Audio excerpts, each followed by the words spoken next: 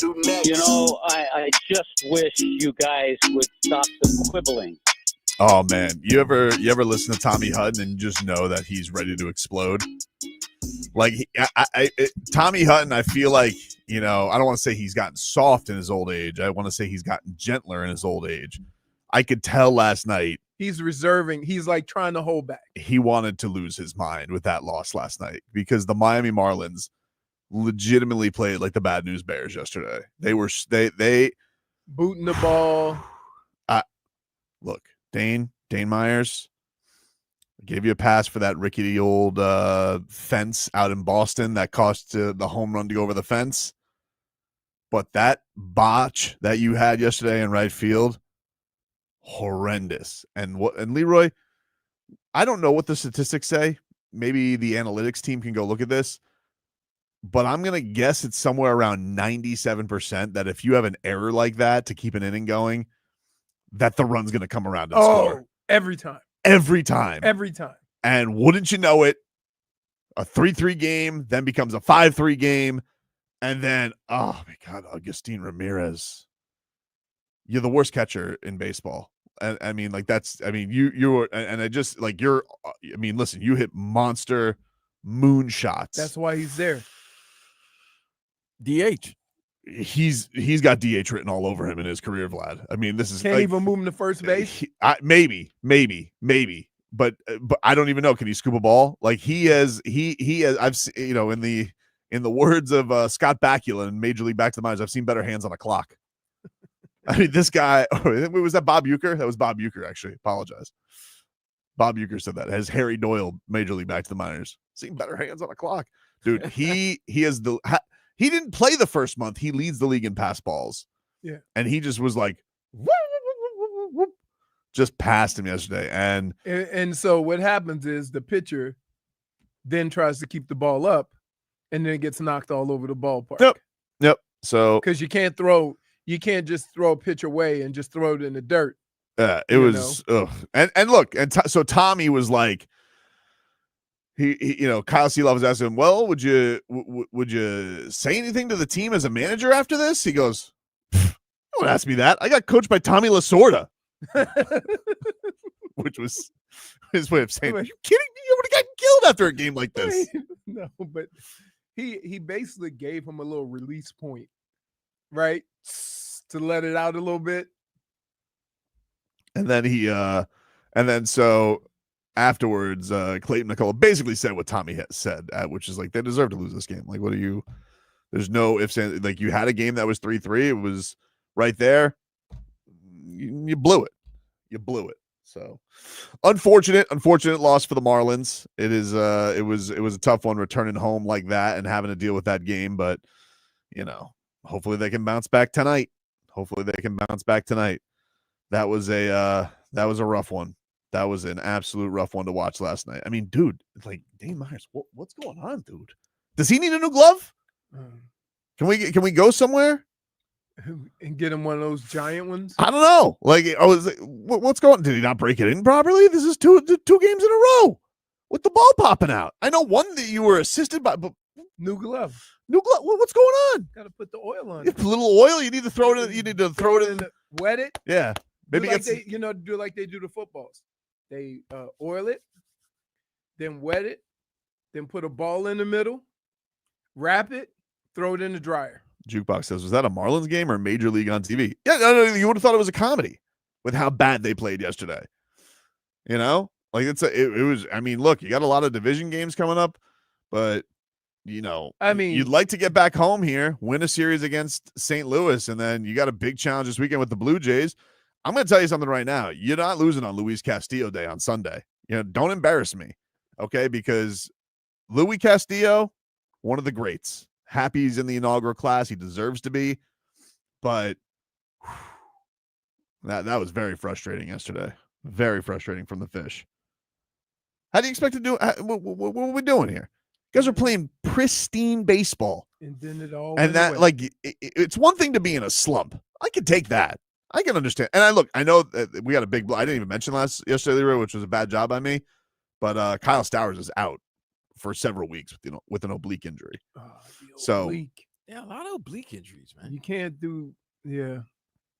You don't realize when you're training how much of that stuff is in pitching, batting, in football, anybody who uses their hips and twist and turn, it's brutal. Yeah. Dade South says, meet, Marlins. I wasn't a wild fish coyote here. I was just enjoying the ride, and the ride is having an ugly couple of weeks here. Oh yeah. Ever since they swept the Yankees, it's been Cursed. been tough. It has been tough. Crazy.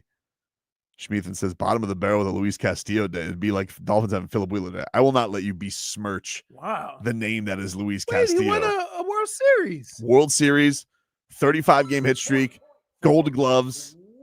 How dare you compare him to Philip Wheeler? Philip Wheeler, it would be like if the Marlins had back. Was he the running back? He was the linebacker who played with a club on his arm. Oh, that's right. Okay. The Marlins, the equivalent to Philip Wheeler would be like Reniel Pinto Day. That would be Philip Wheeler Day for the Marlins. Luis Castillo was awesome. He was an all-star. All-star. He was a great player. He was a great player for the Marlins. There's a reason he's in the inaugural class. Underrated second baseman shortstop duo. Oh, maybe the best I've ever seen. I love that duo. Castillo and Gonzalez. And then Derek Lee at first base with Mike Lowell. I don't know if there's a better. That was a great infield. I don't know if there's a better infield than that defensively. And Pudge behind home plate. So good. That was a good team. So good. JP in center field, Juan Encarnacion and right Leroy. And then a hodgepodge there and left. They started with Todd Hollinsworth. That didn't work out. Then they brought up Miguel Cabrera. And then once Mike Lowell broke his hand, they brought in Jeff Conine for the stretch run. All right. So, who of course had the great throw to JT to throw out JT Snow. I was there. I was there too. One of the great games I've ever been to. Anywho, let's get to our headlines here. Brought to you by Doral Kia. Choose from over 500 new Kia miles in inventory at the Sport, Sorrento, and Telluride. Remember, when it comes to Kia, the great deals are at Doral Kia. It was official yesterday. The Miami Dolphins are signing Matthew Judon to a one-year deal worth up to $6 million. I got a question. Yep. Yeah, that's serious as cancer. Go ahead, Leroy. Spit some bar. They're trying to say this is not for anything. There's no injuries, right? Yep. Here, hogwash. Here's what I would say. Thank you. Thank you, Tobin. Here's what I would say. That's hogwash, dude. Here's what I would say. I would say that you would be foolish to not plan for hello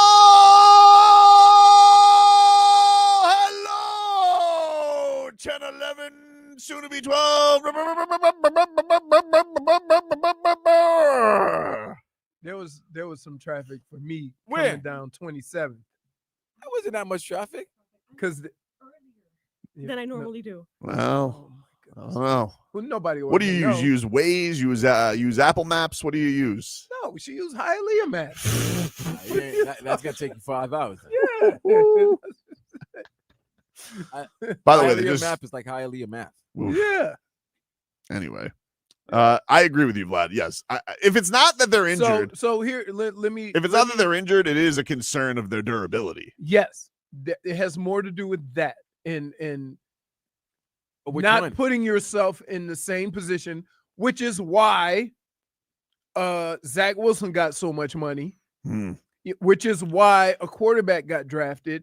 If you don't at least acknowledge what has failed you the last couple of years and try to do something to counter that with players that aren't as durable as you would like, or positions that were strengths and became weak because you didn't have enough of a rotation, then that's shame on you. So the way I look at this, I just look at it as a situation where they are seeing what has ailed them in the last couple of years, as far as injuries, guys who aren't able to play the whole season, and they're trying to do stuff to prepare them if that should happen again. Sure. But I don't know, and I got to be honest with you. I don't know what JP status is. Like, I don't either. Like, that's the thing. And that is because they told me they told me he was missing a day. Here's the other thing. It's a calf, right? He got leg whipped. No, Devon Achane is a calf. Okay. I know that. And I went from being he'll miss a couple of days to now. Yeah, we're gonna take every precaution possible. Well, you calf, Vlad. I'm telling you. I know. I ain't messing with it. 2 years ago, I know. 4 plays later, my season was over. Yeah. I know. But I think the only thing that you should read into this is that a veteran player who's been productive was available. It was affordable, and we can get depth at a position that we have strength but doubts. For sure. And I think that you don't want to set yourself up where you are left with in the same spot you were the last 2 years, because everybody's going to say, how could you not think this was going to happen? Right. No, if you did go into this season and we lost Bradley Chubb or Jaelan Phillips, they would definitely be talking about that. Right. What is the strength of the Miami Dolphins this upcoming season? I would say the defense front. But you just said adding Judon is adding to a strength of yours with doubt.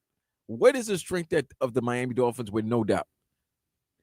I would say it'd be the front seven on the defensive side of the ball, which it's been for the last couple of years. When healthy, they've done an incredible job of getting after the quarterback.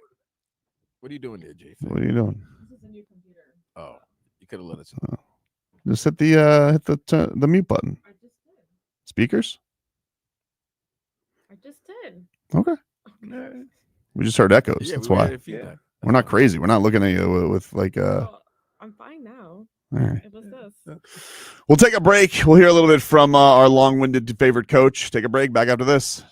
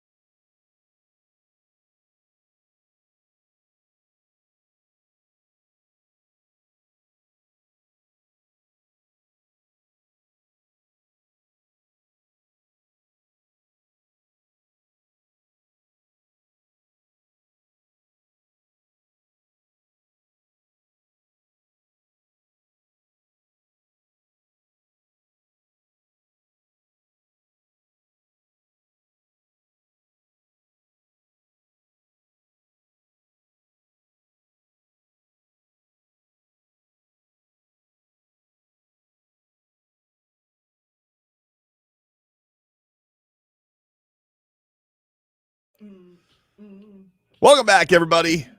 Tobin and Leroy here, 104.3 FM, His first WQAM. His first maybe 3 solo albums We're trash. What? Wow, disgusted Leroy. He just backed off.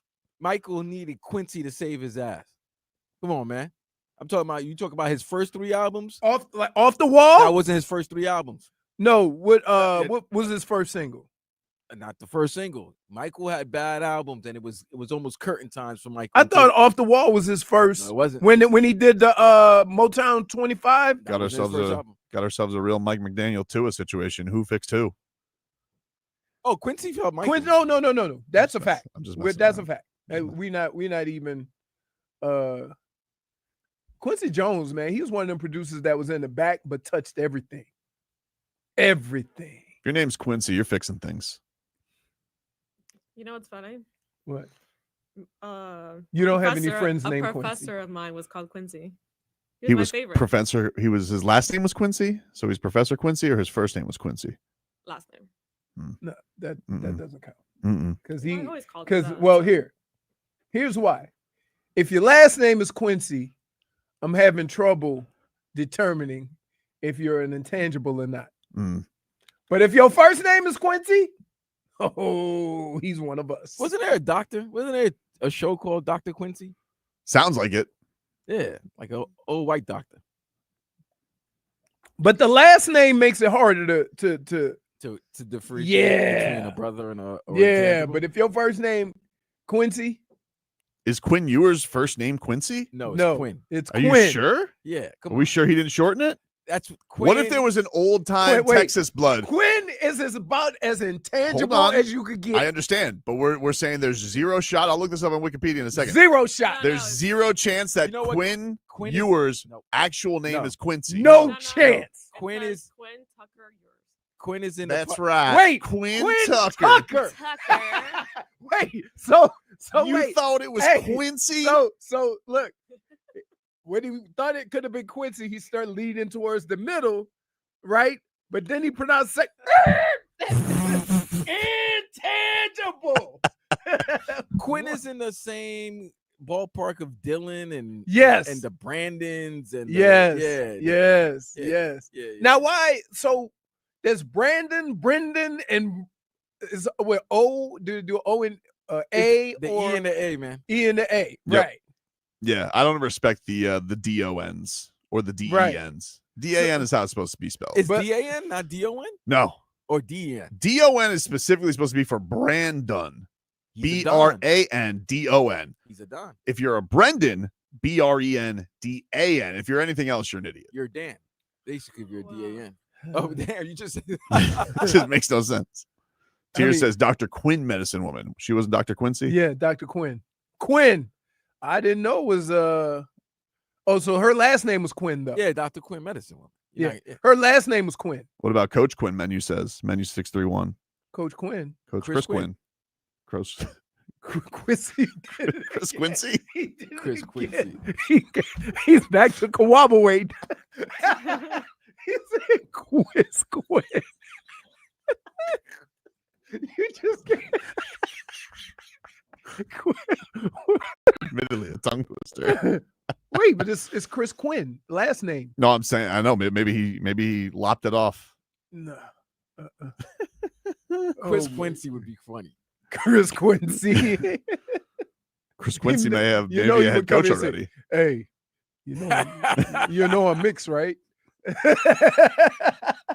Goes down as one of the funniest intros of all time. That was Like, former Heat guard Tyler Johnson just he gave us that information. didn't ask. You know I'm mixed, He right? just didn't get out the oven quick. He got out the oven quickly. That's all. My believe it or not, my grandmother is almost white. I'll show you a picture. Oh, well, you from Louisiana. Yeah. Some type of Creole. We got red Yeah. bones, but Yeah, you know what she would say? Because she told real stories.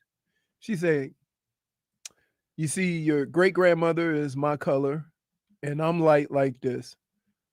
How the hell you think we got this color?" Mm. So she made you do critical She thinking. broke it down like that, huh? She made you do critical thinking. That's all. She would tell, man, let me tell you. My grandmother would tell me stories about how she lived and her mother lived and how her grandfather came from Ghana with bullet wounds on his, he got shot and went right through his, like missed his whole head, just went right through his mouth, missed all his teeth. And he had like scars on both sides looking African, right? You know how they have the scars, like Seal. But he had some real life tragedy. Seal the singer. Yeah. Hey, man. Sure. Still got Heidi Klum, bro. He did? He got Heidi Klum. Yeah, he had it for a minute. They had what, 3 kids? It don't matter. Yeah. Yeah. He kissed like a rose. And that was the funniest commercial of the Super Bowl. I did enjoy that, the Mountain Dew Seal commercial. I'm surprised that he's probably been offered that how many times? Yeah. Probably been, he's like, we got an idea for you. He goes, Mountain Dew's bringing the bag, Seal. He goes, all right, I guess it's finally time to do it. Mike McDaniel. This was his. Okay. Do I need to? I think, well, you know, this was what Mike McDaniel had to say on Darren Waller. And will this finally be the week that we see Darren Waller? Here's what the Dolphins head coach had to say about that. Yeah, this is where we thought a realistic assessment would be made, and we're kind of making that daily. I don't. I'm expecting to see him sooner than later. I had kind of in the back of my mind it would be this week, but I'm not going to just put him out there this week and just because I said it before. I'm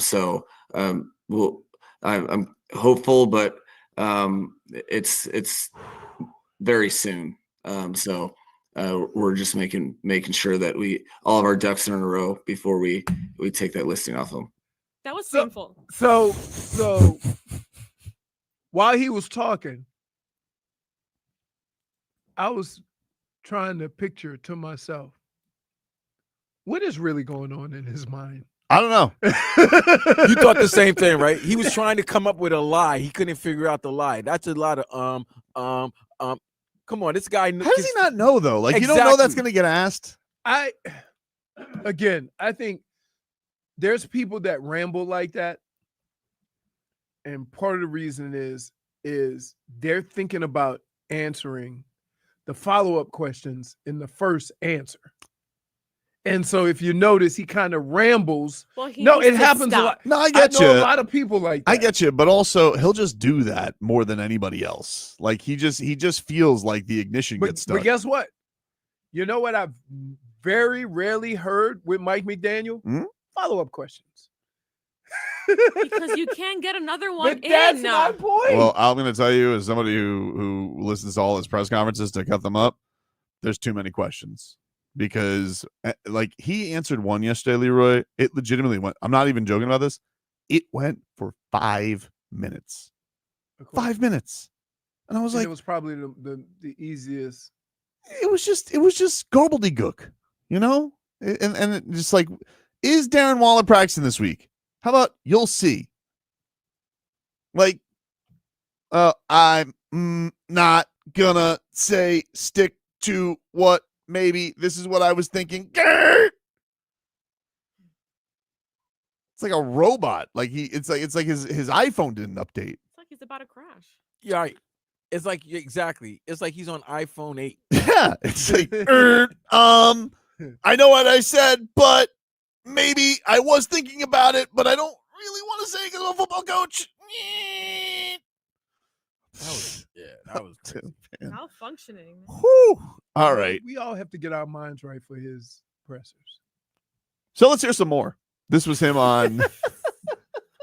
Did the Dolphins? This was this presser was after the news that Xavier Howard signed with the Colts, and he was asked, "Did you kick the tires on a reunion?" I think inherent in our job responsibilities is that we, consider everything. So, I think, every move we make a ton of moves that we don't make, if that makes sense. So, you consider everything. If that's true, that's happy for X. And there's a lot that goes into the final roster. one of which is evaluating your guys fully, and then also have it, there's opportunities every day that you're going against, you're grading your guys versus whoever is available. That's just the nature of the National Football League. And then you have another cut down date where there's more of that goes on. But, I would say the best way to answer it is it's kind of inherent in our responsibilities to consider all those things. Yo, his wifey deserves a medal. Do we have cricket sounds somewhere? Nah, his wifey deserves a medal. His wife deserves a medal. She deserves a special place in heaven, because I'm gonna tell you this right now. There is no way you can get in an argument with that man and not go crazy with his long, spaced out answers. No, she needs to like put a canteen and a backpack for that journey. Dude, it's a simple answer. It's a simple question. Did you kick the tires on possibly bringing Xavier Howard back? We did take account. We look at everybody. We just didn't feel it was the right time. Boom, that is done. All the questions that are asked are 15-second replies. Or we looked into it. Yeah, we looked into it. Come on, man. But I'm happy for X. He just said it. Like, I'm happy for him. Now, also, there's cut down dates and 900 dates. We have to get our roster to this at this date. And Can I just tell you, 4 workouts. Sounds like dial-up. This is, in all honesty, for guys like Mike McDaniel, this becomes more difficult. When you got to cut 37 guys or 30 plus guys in one cut,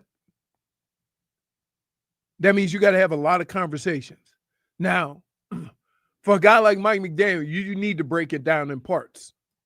Like, it should be cut down to this number, cut down to this number. You need a But puree. the reason why they don't do it, and I know why they don't do it, is because when you get to those last couple of games, when it was 4 games, or that last game before the season, you don't have enough guys to practice.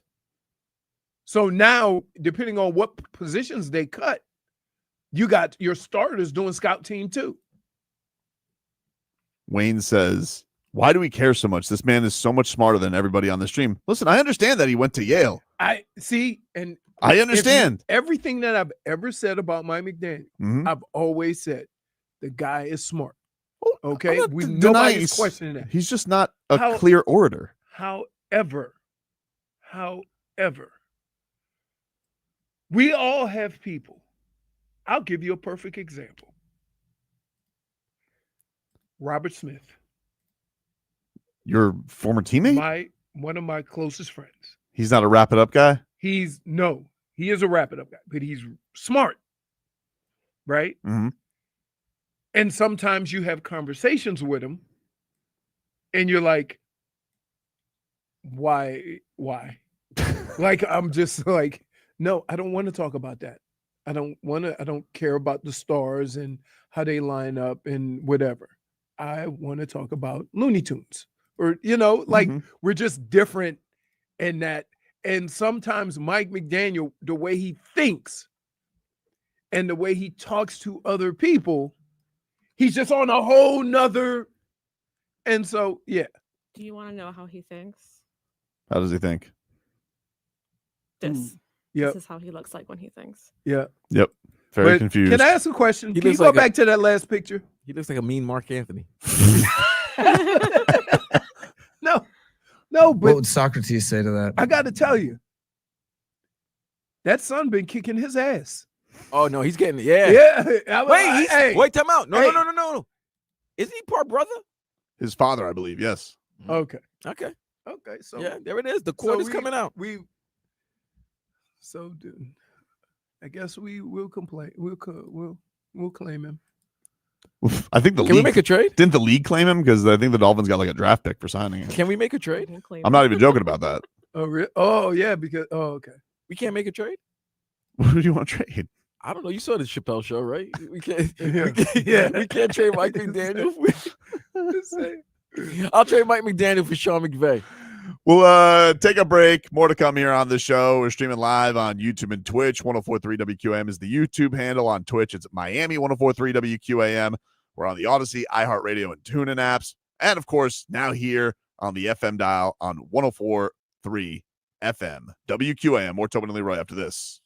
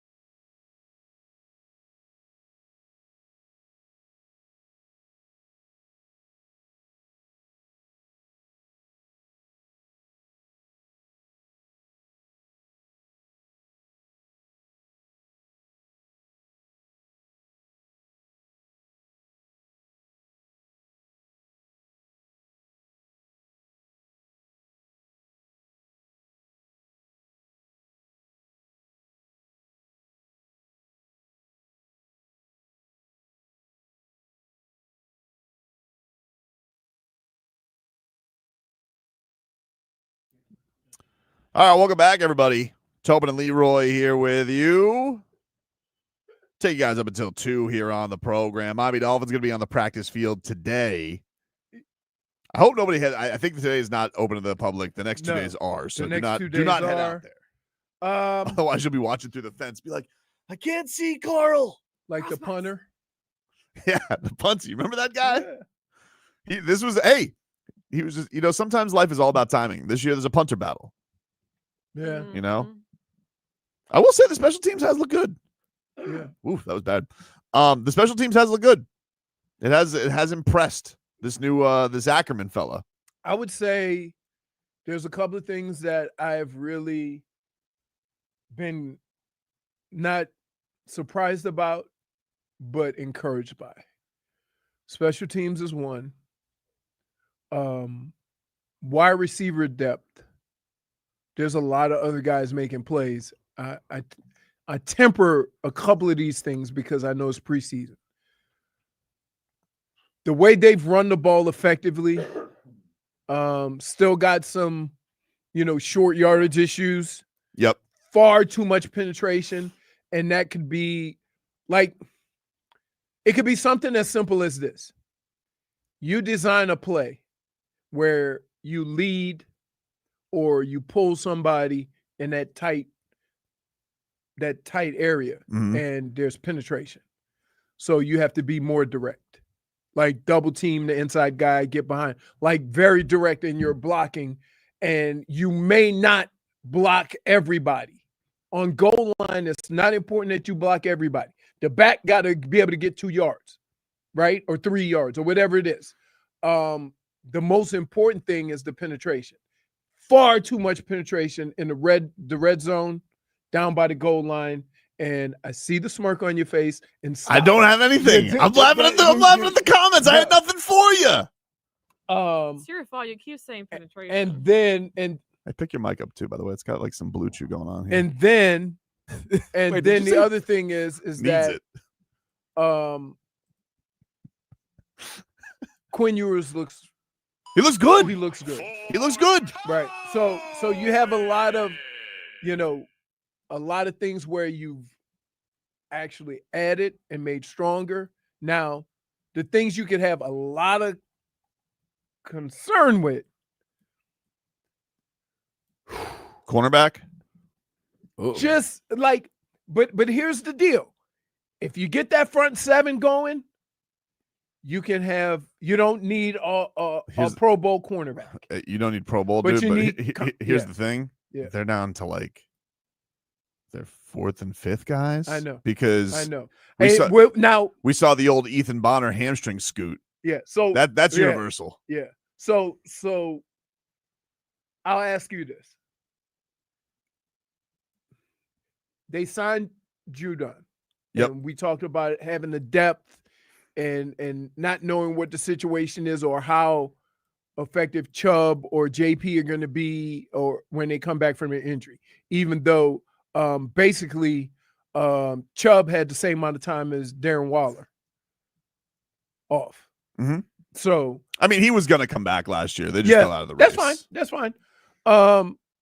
So would you have felt better if they had done the same thing, but at cornerback?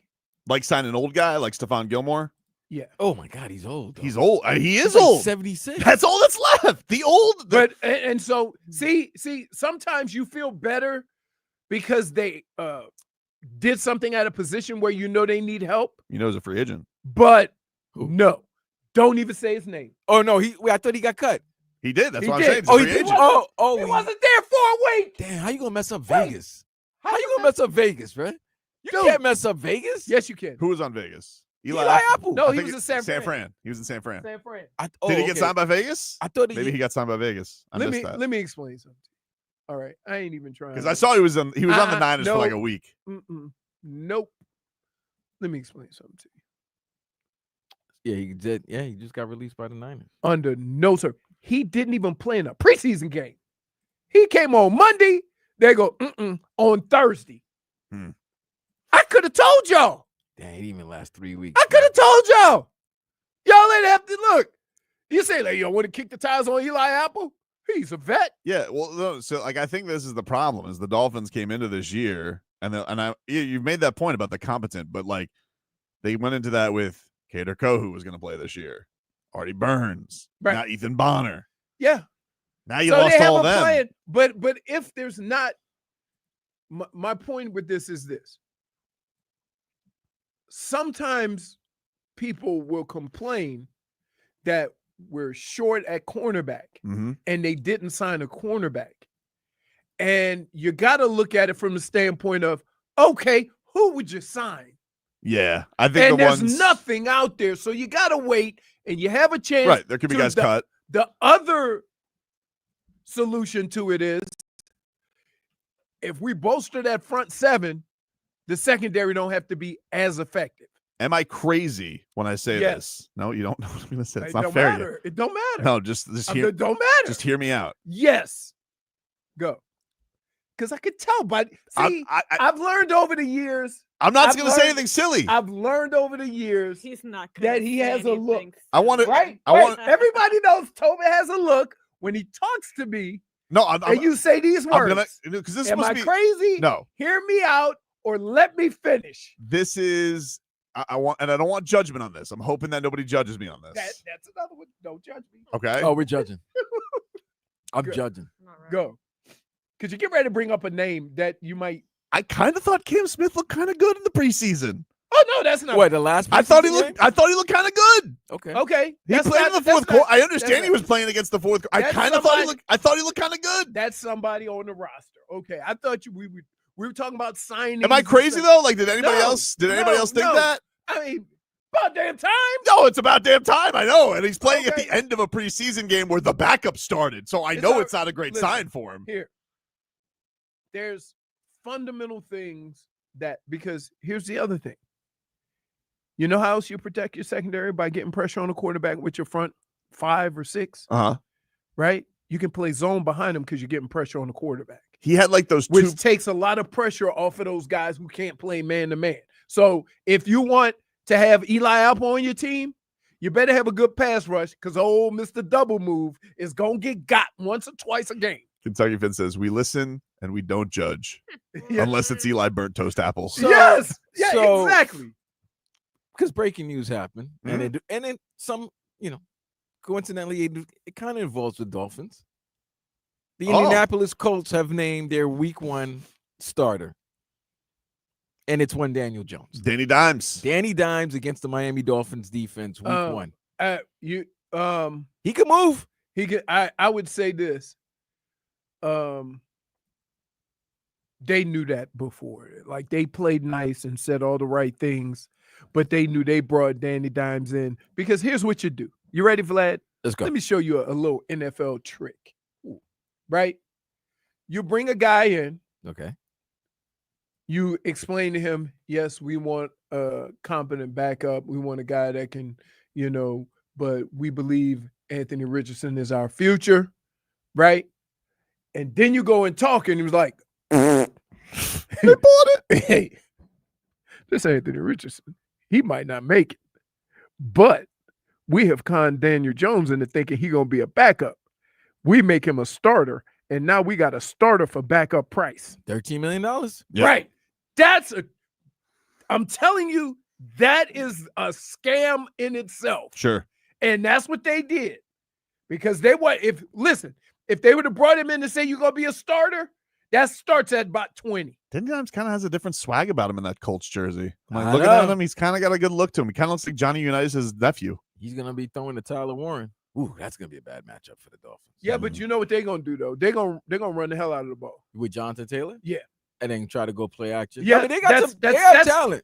They have talent. They're decent on defense.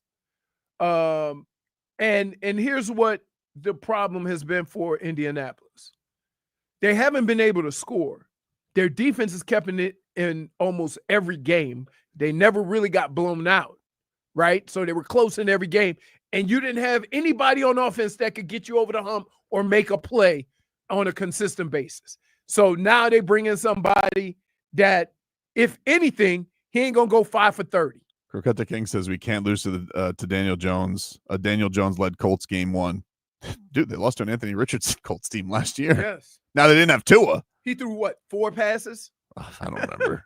I That know that Raheem Morris had a terrible yak up on that game. No, you're forgetting the 4th down play where Tim Boyle threw the ball out of bounds. Oh, I do remember that. Oh, thank you. Thanks for that. Thank you. You know what? I try and forget all things Tim Boyle. And let me be clear. The reason why I can sympathize with Dolphins fans is because I was that team in Cleveland for early on in my career. Is that like we were in every game, but we always did something to lose it. Every game. So the games were close, which was like torture, right? And also I knew we were going to suck my rookie year because we gave up 50 points in a preseason game. Mm-hmm. I was like, woof. You know how hard it is to do that? To give up a 50 burger? And Warren Moon pieced us up. That's crazy. Which I can't take the Bengals serious ever. Well, let's get into it. We got to take a break. Yeah. Well, I'll let you get some thoughts on Monday Night Football last night because you were texting like a fiend about it last That night. was embarrassing. It was embarrassing. Leroy and I were both angry about very different things last night. He was mad at the baseball. And At least he had legit reasons to be upset. He was upset with a regular season game. Leroy's- Mr. Leroy, who's been ripping you. Remember? Stop with the stock up, stock down. Right. You're He upset loves with a week preseason. 2 preseason game? Anyway, we'll get to it because I need a moment.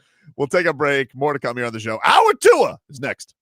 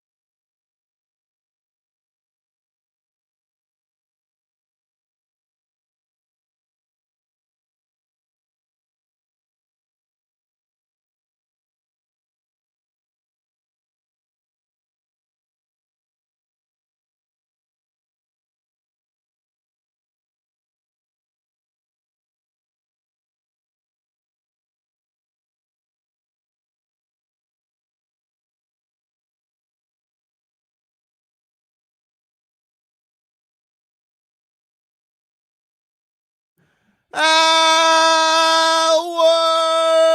to the program, ladies and gentlemen. So mean. Tobin and Leroy here with you on 104.3 FM WQAM. Let's get to our headlines, which are brought to you by Doral Kia. Choose from over 500 new Kia models in inventory at the Sports, Sorrento, and Telluride. Remember, when it comes to Kia, the great deals are at Doral Kia. All right, Leroy, your thoughts last night. Monday Night Football. Okay. Joe Burrow. And I'm mad at the sorry Bengals defense for one reason.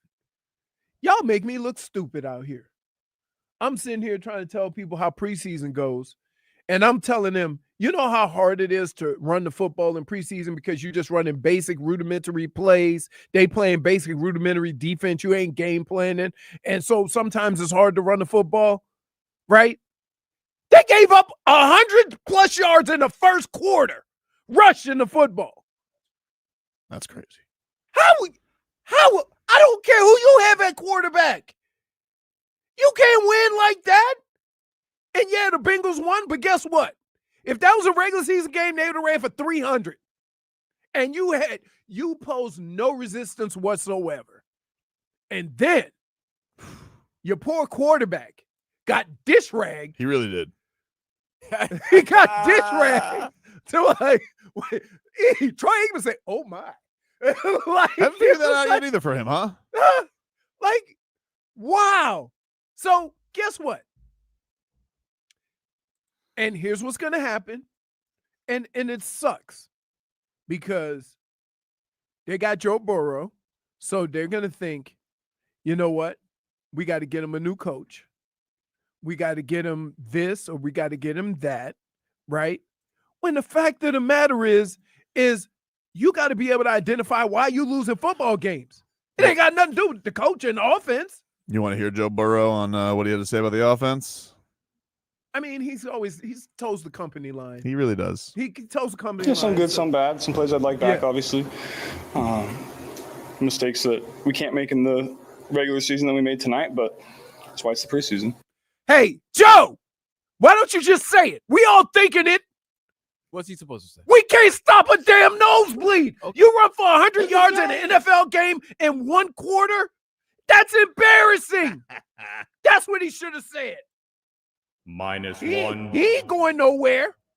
I mean, he's paid for deception. He ain't going nowhere. Somebody needs to identify the problem and, like, come on, Vlad. That's embarrassing. Well, I think the thing that's funny is there's no need to have him in these spots, but they're so gung ho now. Zach Taylor is pot committed on this playing the preseason thing, which is a little weird because he didn't play Jamar Chase that much yesterday. Here's T. Higgins. Yeah, it was very. Here's why. Here's why. There's a reason behind it. What's that? Reason is sound, and that is for the last 2 years we've got off to terrible starts. So we want to start faster, so we're going to play more in the preseason. They just yelled at Shamar Stewart for accidentally touching Joe Burrow in a practice. Yeah. Like, he is... Oh, wait. Hey, you know what happens in a game? They don't let go. Right! And which is he like... got this guy killed. Wait, he was like... I saw his arm over here. He threw the football over there, and his leg was way over there and twisted up. Don't get up and say that's a flag. I'd be fine if Tua didn't play the rest of the preseason. Okay, that was just about to. I'd be fine with it. No, I didn't want him to play the first game. But it can't be both. It can't be both ways. You can't. I'm not saying it has to be both ways, but here's what I am saying. I am saying is that when you see what the problems are, you better do something to fix those problems. Otherwise, you're gonna deal. Like, for some reason, they feel comfortable about their offensive line. Meanwhile, I'm watching it, and I'm like, uh-oh, right? Or how they feel about their defense. Like, but here's the difference with Tua, okay? And here's the crux, and here's the things that you have to deal with the Dolphins that you don't have to deal with the other teams. The one thing that you have been trying to, your point of emphasis this whole preseason, is being physical, is doing things with purpose, is doing things a certain way. All right? You need to see that You need to continue to see that. Come on. No, you Who needs can't to see just that? you can't just crank You know that who up. I don't need to see? Zach Wilson or Quinn Ewers starting for the Dolphins. That's who I don't need to see. I understand That's all what that. I don't need to see. I understand all that. But let me ask, how about this? Let's think of it this way. What if I'm giving Tyreek and Waddle some run this week? Yeah. What if they're not though? Yeah, I mean, It's not, it's not. I get here. The only problem I have with all of this is you think because a guy doesn't play, you're protecting him from injury. That's right. You're not. It doesn't Disagree. it's not. I think sometimes when you don't prepare your body for these things, you're actually putting your body in more harm's way when the season starts. The only person who put, and I hear you on this, and I'm not saying that you're wrong because I know that you feel very strongly about this. But can we agree that Tua is a special case? That he has a propensity for head injuries, and and nobody, Leroy, I mean nobody puts themselves in harm's way more than him. Right. And I don't want that being blown in a preseason game. Okay, but when you crank it up after not doing it, okay, Tua's got to learn how to protect himself and do certain things in a game, right? And you have to go through it. Yeah, well, he had it, and so he had it nailed. I don't know why he went away from the formula that was working. And that was jiu-jitsu. You can laugh all you want. It was working. I look like I'm laughing. No, it worked. Now you're just trying to find a way. I'm not trying to mess with him. Hold on. See? Let me just go with science. Okay. No jiu-jitsu misses games. Does jiu-jitsu 17 games? No. That's science. How much jiu-jitsu do you think he was doing? He ain't a black belt. It was about the falling. That's what he had to learn. Falling, controlling his body. These are muscles that you don't work on. And by the way, they specified these drills for him. They brought in this sensei, this coach, to specify for these situations. Jiu-jitsu Tua, safe. Led the league in passing. He stopped it because he got cocky, which he did. And look what happened. All right. I mean, I get you, but how can I say this without offending? It's not even offending, but the reality of it. Okay. Kansas City, they could do what you're talking about. Philly, they can do what you're talking about. Baltimore. So the teams that have gotten far. You ain't there yet. You still trying to get to where they are, and you think that not playing football for 3 or 4 weeks is going to get you there? No, it's not. Like, so, and you know what I hate? Vlad, this is what's would piss me off to know it. I will fight. What are you doing? I will fight everybody in Miami if I hear this. What's that? Y'all want to protect Tua. Y'all don't want him to play in the preseason. Then if they get out to a slow start and lose a couple of games, you're going to be like, no! I will not. What the hell you think is happening if you ain't practiced for a month? He is practicing. He's not playing fake games. No! You still need to be in that environment. You still need to get ready for a season. He does at this age. Okay. This many years, he needs that. Go ahead. I'm telling me and you are going to fight. What? If they look crummy or crappy playing against Indy because they haven't played football in 3 weeks. Dude, let me tell you. I'm telling you. Nothing that happens on Saturday. I'm telling you. Leroy, nothing that happens on Saturday is going to have anything to do with what happens. You know what it is? Nothing. It's one more opportunity to prepare yourself for the season. You're also you the need same guy that. who had a problem with him not being in the lab this offseason. Did you just get coffee? What do you mean? Who, me? Yeah. Nah. JFig, he can't get hit in the lab by a 300-pounder.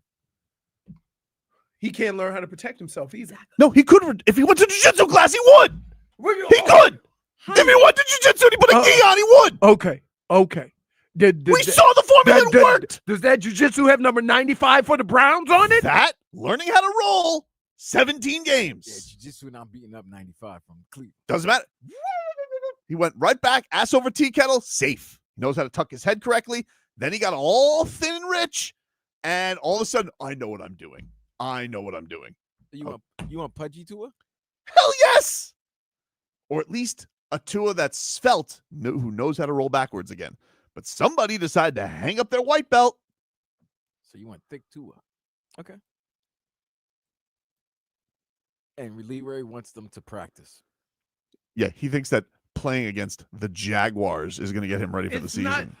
Who are they playing against is irrelevant. It is. Because they're going to. It's the process of playing a Warming game. up to it. No, Leroy's upset.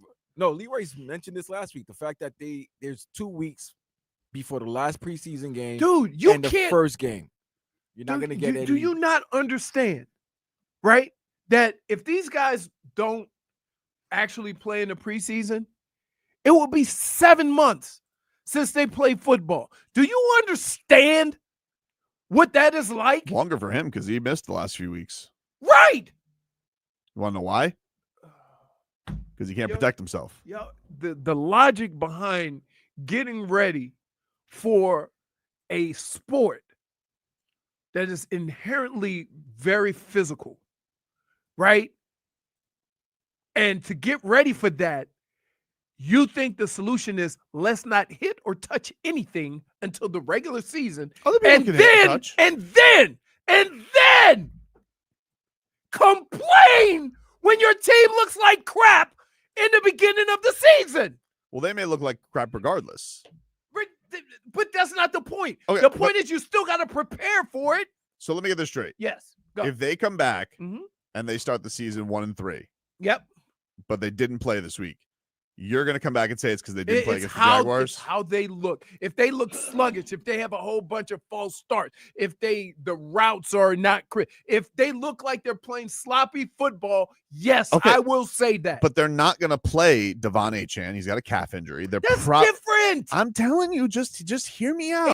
Achane got some run. Achane, very little run. You, Tyreek got no run. no run. Okay. No run. Jalen Waddle got no run. You know what that's asking for? Hmm? That's one of them two. You're gonna hear hammy or oblique. Maybe. Because they ain't played. That could also just be damn 30. That could be 31. No, it's not. And even more so, you got to get your body ready for this. Wrong. What do I? No, I'm not saying you I don't could know. just put on I'm the not pants. saying you don't know. I could just- I'm not I could saying just- don't do that. I I'm could not doing that. I could just put on the pants week 1 and go do goal line. That was the funniest comment. What do I know? No, I'm not questioning his knowledge. I'm questioning this specific player, this specific case. I think all other 89 players should be out there.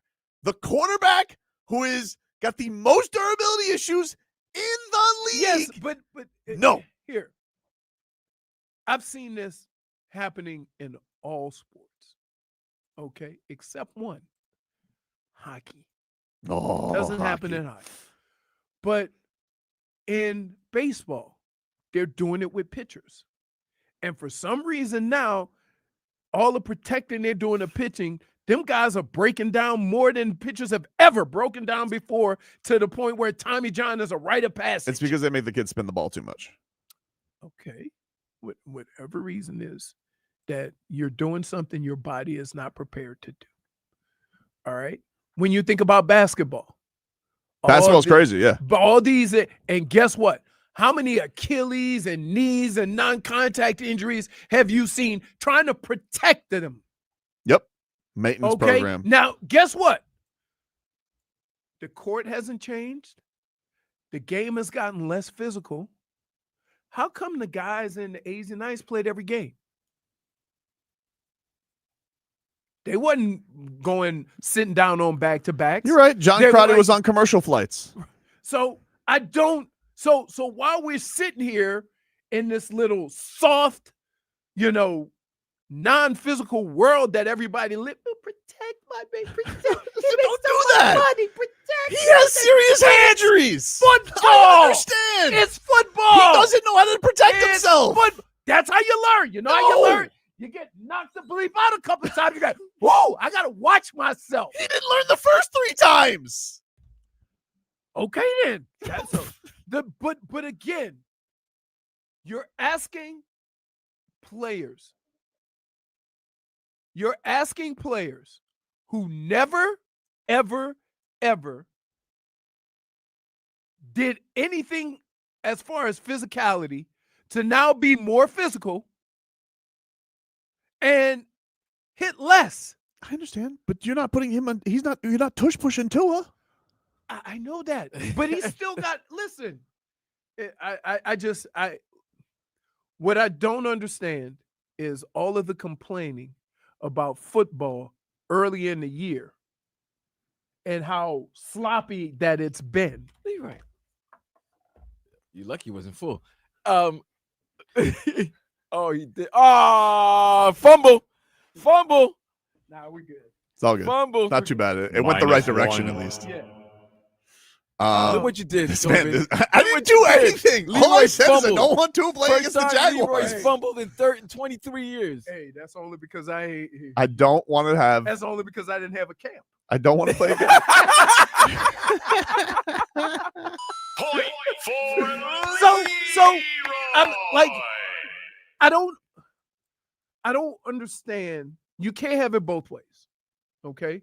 I don't want it both ways. If you don't want none of your players to play because you want to protect them for the regular season, then you can't complain when they look sloppy in the beginning of the year. Well, that's the basic. I get you. Oh, okay. Conversely, guess what? Hmm? The Steelers are doing the same damn thing. They gonna coddle Aaron Rodgers. You can't coddle a 40-year-old. You need to get him lubed up. The old don't like preseason. Right, but guess what? He has not been in a preseason in about 5 years. That's true. And every year that he has not had a preseason, he started off sluggish. How about getting a couple more reps? Is that true? Yeah. Well, he did play preseason the first season with the Jets and then 4 plays into 4 the plays. regular Oh, season. too much work?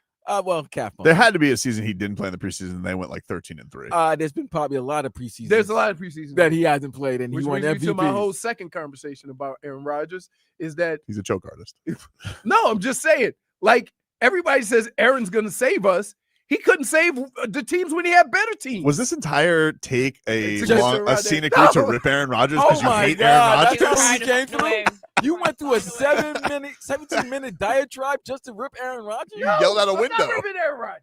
Yes, He you know actually what? spilled that because he was thinking of Aaron That's what it Rodgers. was. Yep. It was a whole AFC North ripathon. Little Dunkin' Donuts with the side of ayahuasca. This started about the Bengals and Joe Burrow. Oh, it was terrible. Somehow ended up with Tua. No, And that's then because, you know why? And then got to Aaron Rodgers in Pittsburgh. Because we start talking about whether those guys are going to play. I can't believe Joe Flacco's starting week 1 for you guys. That's crazy. Joe Flacco. And then you hate the So old. look, you know what that is? Wait. Joe You Flacco? know what that is? Has he been You to know what Joe preseason? Flacco is? Timu Aaron Rodgers. They playing in don't preseason? disrespect, don't Joe disrespect Burrow is Joe Flacco playing in preseason? No, he hasn't played at all. He ain't played at all. He's I've 100, never that's seen a guy why. throw a pass, even in camp. So aren't you mad at the Browns for not having Joe Flacco play? But Joe Flacco's 40, and I never thought. So was is gonna Aaron be- Rodgers. No, but listen. No. Let me tell you something. Uh-huh. What I'm expecting from Joe Flacco It's not the same what you expect from is Aaron. from what they were expecting from Aaron Rodgers. So That's fair. So then Here's he what's does- gonna happen. So he does know I'm gonna tell you Aaron's- it. I'm gonna give you the Joe Flacco story, chapter 12, because he done 11 other times. He gonna come in. He gonna be hot. Jameis Winston hot. Throw for 330, 350, and then it's gonna hit him, and he's gonna be 2 for 12 with 2 picks and 1 pick six, and it's just gonna, and then you're gonna have to bench him. Tails all He the time. does it every year. He's right. It's the cycle of Joe Flacco. And the only thing that saved him the first time in Cleveland was they brought him in after Thanksgiving. Whoa, was he hot? He was. He was hot. Remember him on that flight? Yes, he was hot. Take a break. More to come here on the show. We're back after this.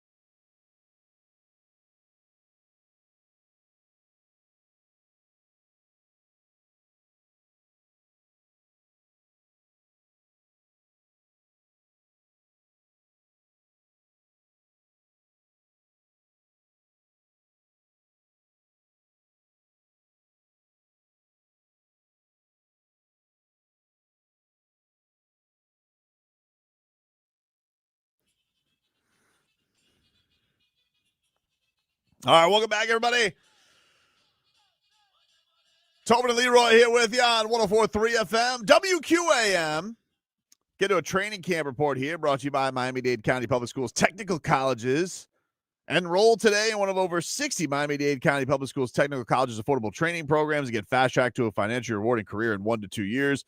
Convenient day and evening classes give you the flexibility you need while you learn. Go to careerinayear.com and get there. 2 pieces of Dolphins news. If you guys are just tuning in, they are going to face Daniel Jones in week 1. He wins the starting job over Anthony Richardson. And the other piece of news, one of the battles has come to an end at training camp. Ryan Stonehouse has been released. Jake Bailey wins the punting job. Woo! Congratulations. Well fought. Well fought. I will say this about Mike McDaniel. Watching the preseason games is the first time I realized the Dolphins have a punter. You don't really see that. He goes for it a lot on 4th downs. Right. He's very aggressive. And there were, other than last season, they were scoring so many points throughout the year. So I never, ever paid attention to the Dolphins punter until this preseason. I think they had a different punter the year before last year. Bailey was there, and he wasn't that. Last 3 years? No. They had the dude who was from the Jets. What was it, Morstead? I think Thomas Morstead. They had him the first year, I think, of McDaniel. But yeah, Stonehouse was an Ackerman guy that brought him in for some competition. Can I just say the battle has been won? Jake Bailey won. He's won. It's more of an indication of what you think of your team when you're talking about the punting. Well, a battle's a battle. You got to respect all battles. No, I know it's funny, but I respect it because you really think about it. They've been one of the highest scoring teams in the league. Right. Up until last season. When and you don't need them until you need them. You don't really need them until you need them. But Vlad, right? You do realize the situation I was in Minnesota. You never had to use your punter. No, the kicker. No, the kicker. Oh, well, yeah. Listen, we're not going to bring up Mr. Anderson, okay? Listen, all right? Yeah. You needed him that one time. He could have missed any other time, but that one time he actually missed was when it really mattered the most. I get that. Elon Musk. He's from South Africa? He's from South Africa. Gary Anderson? Yeah. South Africa had a rough weekend. Oof. Hamzat. Oof. By the way. Hamzat gave it to DDP. Oh, my God. Oof. Was that the most dominating championship fight you've seen? But even though it wasn't DDP was he even underdog? No. He was the dog. Yeah, he was the dog. DDP was the dog? Yeah, he was the dog. He was like a 2-to-1 dog. The champ was the dog. Mm-hmm. Yeah, I think he was Did any of your bets hit? No, I had a bad weekend. So all the favorites won?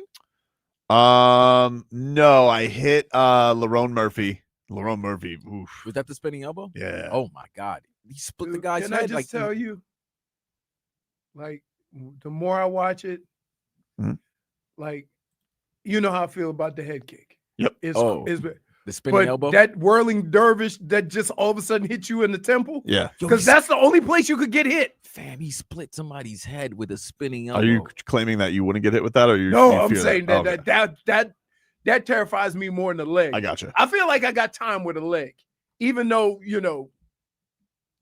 I may get knocked out because I'm paying attention to the legs to prove a point that I ain't gonna get kicked. With that spinning elbow, Matt Heath. Because look, yeah, you got the little look. Pointy. You got a built-in bone. Matt Heath says it was a boring main event. No damage done. This has been a very hotly contested thing about this main event. Was it boring? Was it not boring? I see a lot of fighters getting mad at fans, and I gotta say, like, you can dominate it and not be exciting. Right, like, that's what I'm saying. I don't understand why everybody gets so sensitive about this. Like, every time a wrestler does have a dominating performance, he didn't damage him. He basically held him down. He didn't submitted him. He didn't even submit him. No, I don't think he went for any submission attempts either. Yeah, he just controlled him. He put him in a crucifix. No, yeah. He bent him like a pretzel every which way. And then DDP went for some stupid guillotines a couple of times. It wasn't an entertaining main event. I don't know why we have to do this every time a grappler wins. There are grapplers who Khabib had plenty of entertaining fights. In fact, I would say Khabib was getting more entertaining as the years went on, because you asked about most dominant performances in a championship. Man, Khabib's last fight against Justin Gaethje, that was as dominating a fight as I can remember. Like, it was like Gaethje he shouldn't have even showed up. It was like he was going up against Superman. It was futile. But it was just embarrassing. Like, it's like, damn, Oh, it was super embarrassing. DDP, he's gonna bring you down. There's nothing you can do. It literally was like a big brother holding down a little brother, being like, "Can't do anything, can't do anything." And he could have just been like, "Why are you hitting yourself? Why are you hitting yourself?" Why? Like that's what the fight was. It literally was like it was 5 rounds of why are you hitting yourself. That was the entire championship, and it wasn't entertaining, but it was dominating. You can't dispute his greatness at that. Like he did dominate him, he did whatever he wanted. But I didn't even stick around to watch him get the belt. I was like, all right. I stayed up late enough for this. I would say that sometimes the best fighters are boring. Yeah. Because they control Floyd every aspect of the fight. Yeah, people got mad. Like, you got to a point where people were like, Floyd Mayweather's not boring. He's boring. He's boring. He's dodging him. He's like, yeah, that's the point. It's more exciting to watch Floyd Mayweather hit mitts than fight.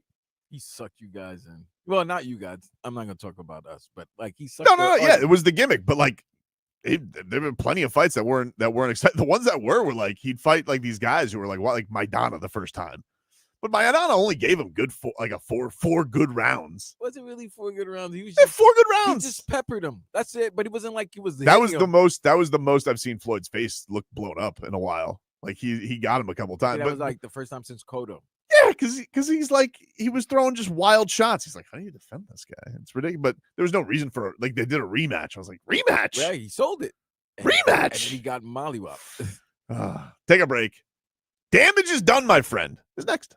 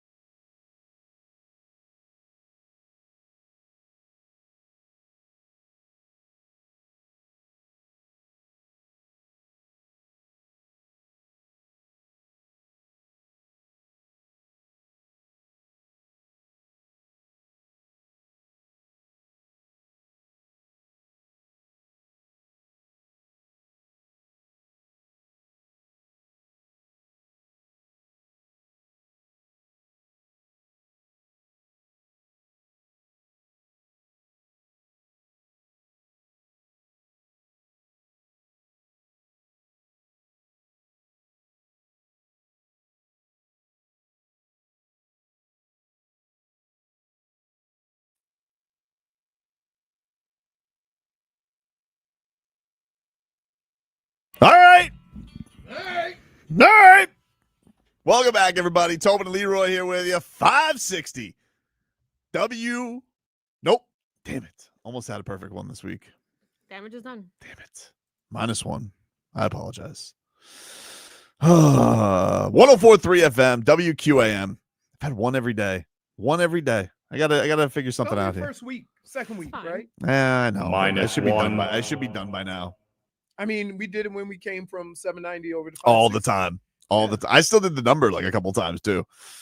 So I was like 786-360-0790. I was like, what? I mean, you still can give the AM side love. I can. We I just mean, also give the you're a FM. crazy person if you're listening to it on AM instead of FM, but you're right. Oh, we're still there. We are still there. I love my AM people. That's You old gotta school. like the crackle. Gotta love the old school. You think anybody's just sticking by principle, Vlad? You think I anybody- am You're just staying on AM by principle? my principal. Really? Yeah, man. All right. Well, Come on, that's bold of Smokey. you. I'm the original. I love the original. Some people like Godfather 2. I like Godfather 1. Why? It's the original. So, as you can see, I'm wearing my Cam Ward shirt today. You know, Very from, nice. From my guy Parks and Rec, Alex. Shout out, dude. Cam Ward. Did you hear what happened at practice? At Titans practice? When today or What yesterday? happened? This is from Easton Freeze. Happened yesterday. Wait a minute. I love the name Easton. Easton Freeze. You can tell he's from the South. Covers the Titans for A to Z Sports. He said, most notable thing from Titans practice today, Cam Ward and defensive tackle Jeffrey Simmons got at it, getting physical. Red zone drill, Ward hit Ridley for a really nice corner touchdown. Offense was all hype. Ward went up and gave Simmons a shove in the back and then hit him with the Smelliphant Zombieland celebration. Simmons gave Ward a hard shove back. Whole offense, of course, took issue with that, resulted in a quick scrum. Simmons left the drill. I got a problem with that. Hey, I love my quarterback. hey, I love my you quarterback. can't incite a riot with a big man. But you don't go against the best defensive player on your team. You don't do that. That's- Because he thought it was bleeps and grins and you're gonna have some fun. But here's what happens in those situations. The players may, just go back and forth with no altercation. But the coaches start yelling about failure on the other side so much that you get worked up.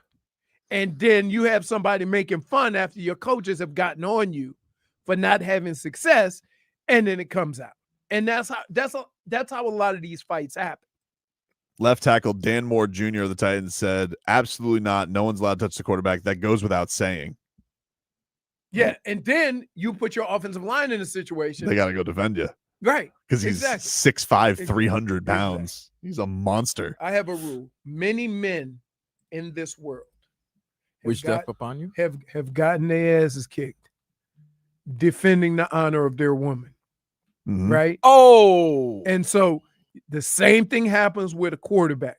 Like, even if you're not a fighter, if something happens to your quarterback, oh, now I got to go over and defend him.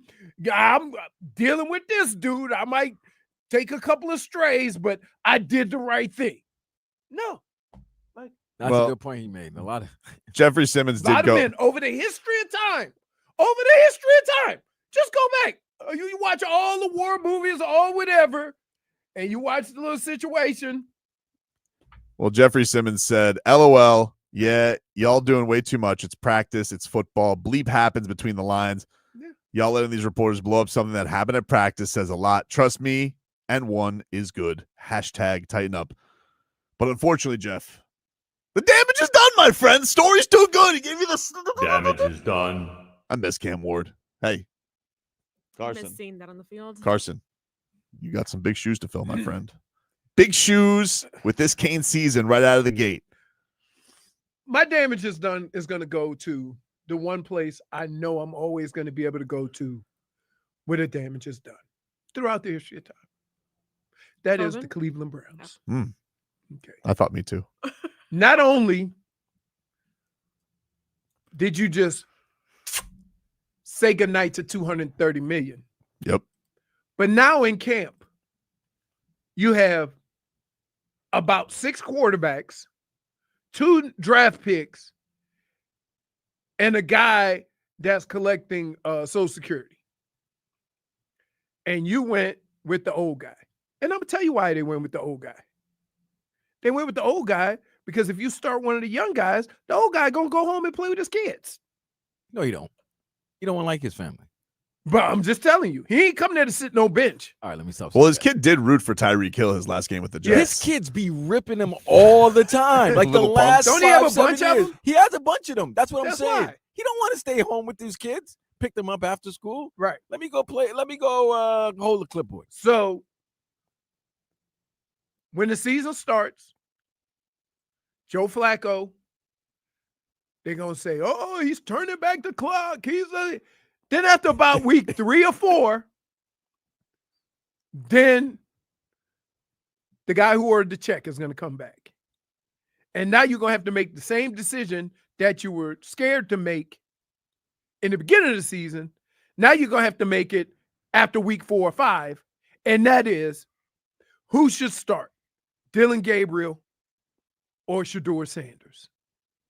And why don't you just do it now? So the damage is done that you have put yourself in this quarterback hell.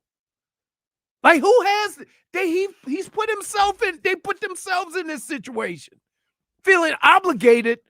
When have anybody in football felt obligated to start a 40-year-old quarterback when you got 2 young quarterbacks showing promise? I don't know. Yeah. It makes no sense.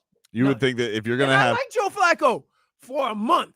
do you have, like is it just Myles Garrett? Like, are you just doing it because I feel like Myles Garrett would want one of the young guys to play. Like, who are you doing this for? He already said, yeah, we're gonna protect you, Shedeur. When Shedeur was trying to, hey, can I work? Yeah, I on my remember skin? that. He said, nah, I can't kill you. I don't know, man. I don't understand it. I don't understand it, but It's just I don't like. So, you know what? People get caught up in doing what they think is the right thing to do and doing what the right thing is. In all these other situations, we have found situations and stories where teams have positioned themselves to win and didn't care about the contract ramifications or hurting somebody's feelings. Just go look at Tom Brady, go look at Russell Wilson. That's the 2 quick examples I could come up with right off the top of my head, right? That they had just signed a quarterback for like $25 million and drafted Russell, and they go, Russell's a better quarterback. We deal with that's it. true. Like, and they just signed him. So, yeah, I mean, look, Indianapolis did it. You see how they were talking about, Anthony Richardson is our future, and we like a lot of things. Daniel Jones starter. Why? Because they tails on the line too to win. Jennifer, what damage is done for you? It's already been a very long week. I've had enough. It's only Tuesday. Wow. Exactly. She told me that before Tuesday started. Exactly.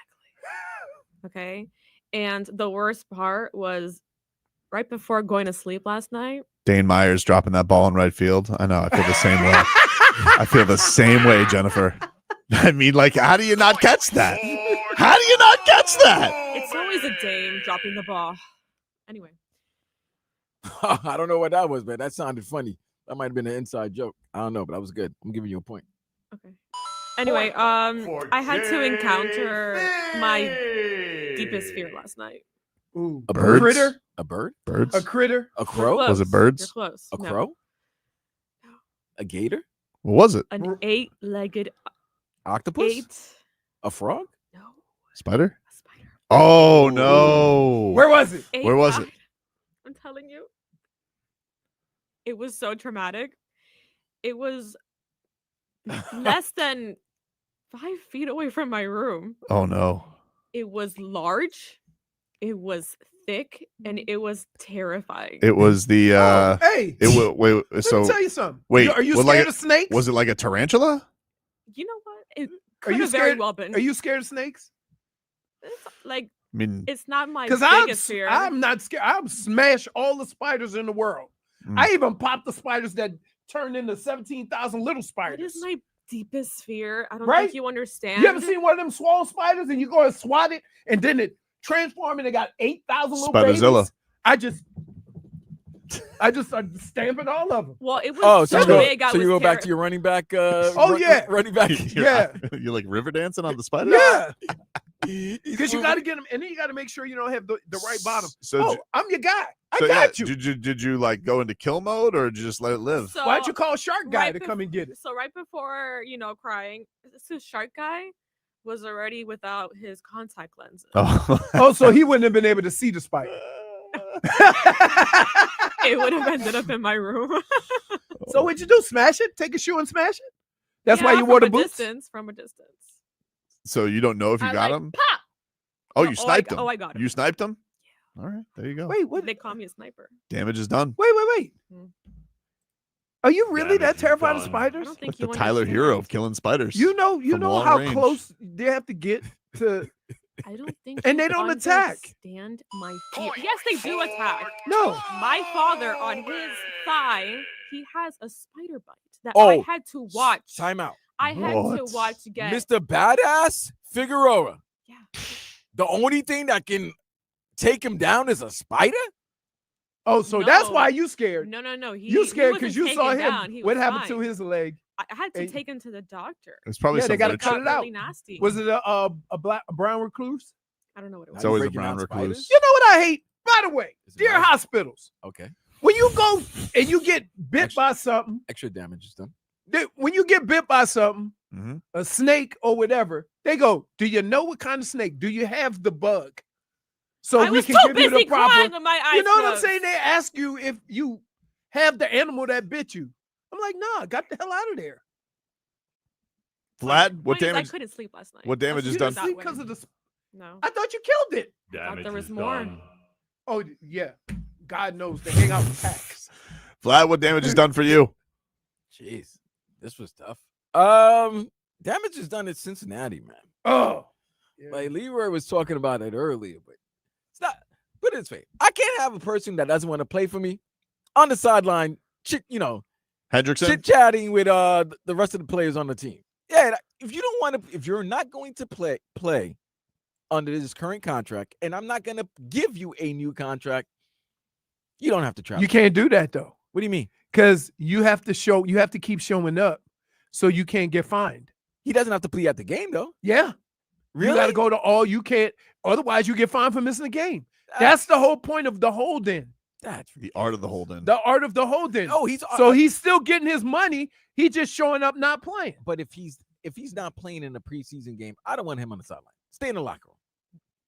Stay in the locker room. Stay in the locker room. Yeah. No, he want to be on the sideline so everybody talk about him. No, stay in the locker room. Remember when Chris Jones just sat in the stands? Yeah, Chris Jones. Now that was crazy. He knew that. They kept scaring up and say, "Oh, it's easy if your team is losing the way they were losing to the Lions." Lions. Then he caved. No, they caved. I don't think they caved. They caved.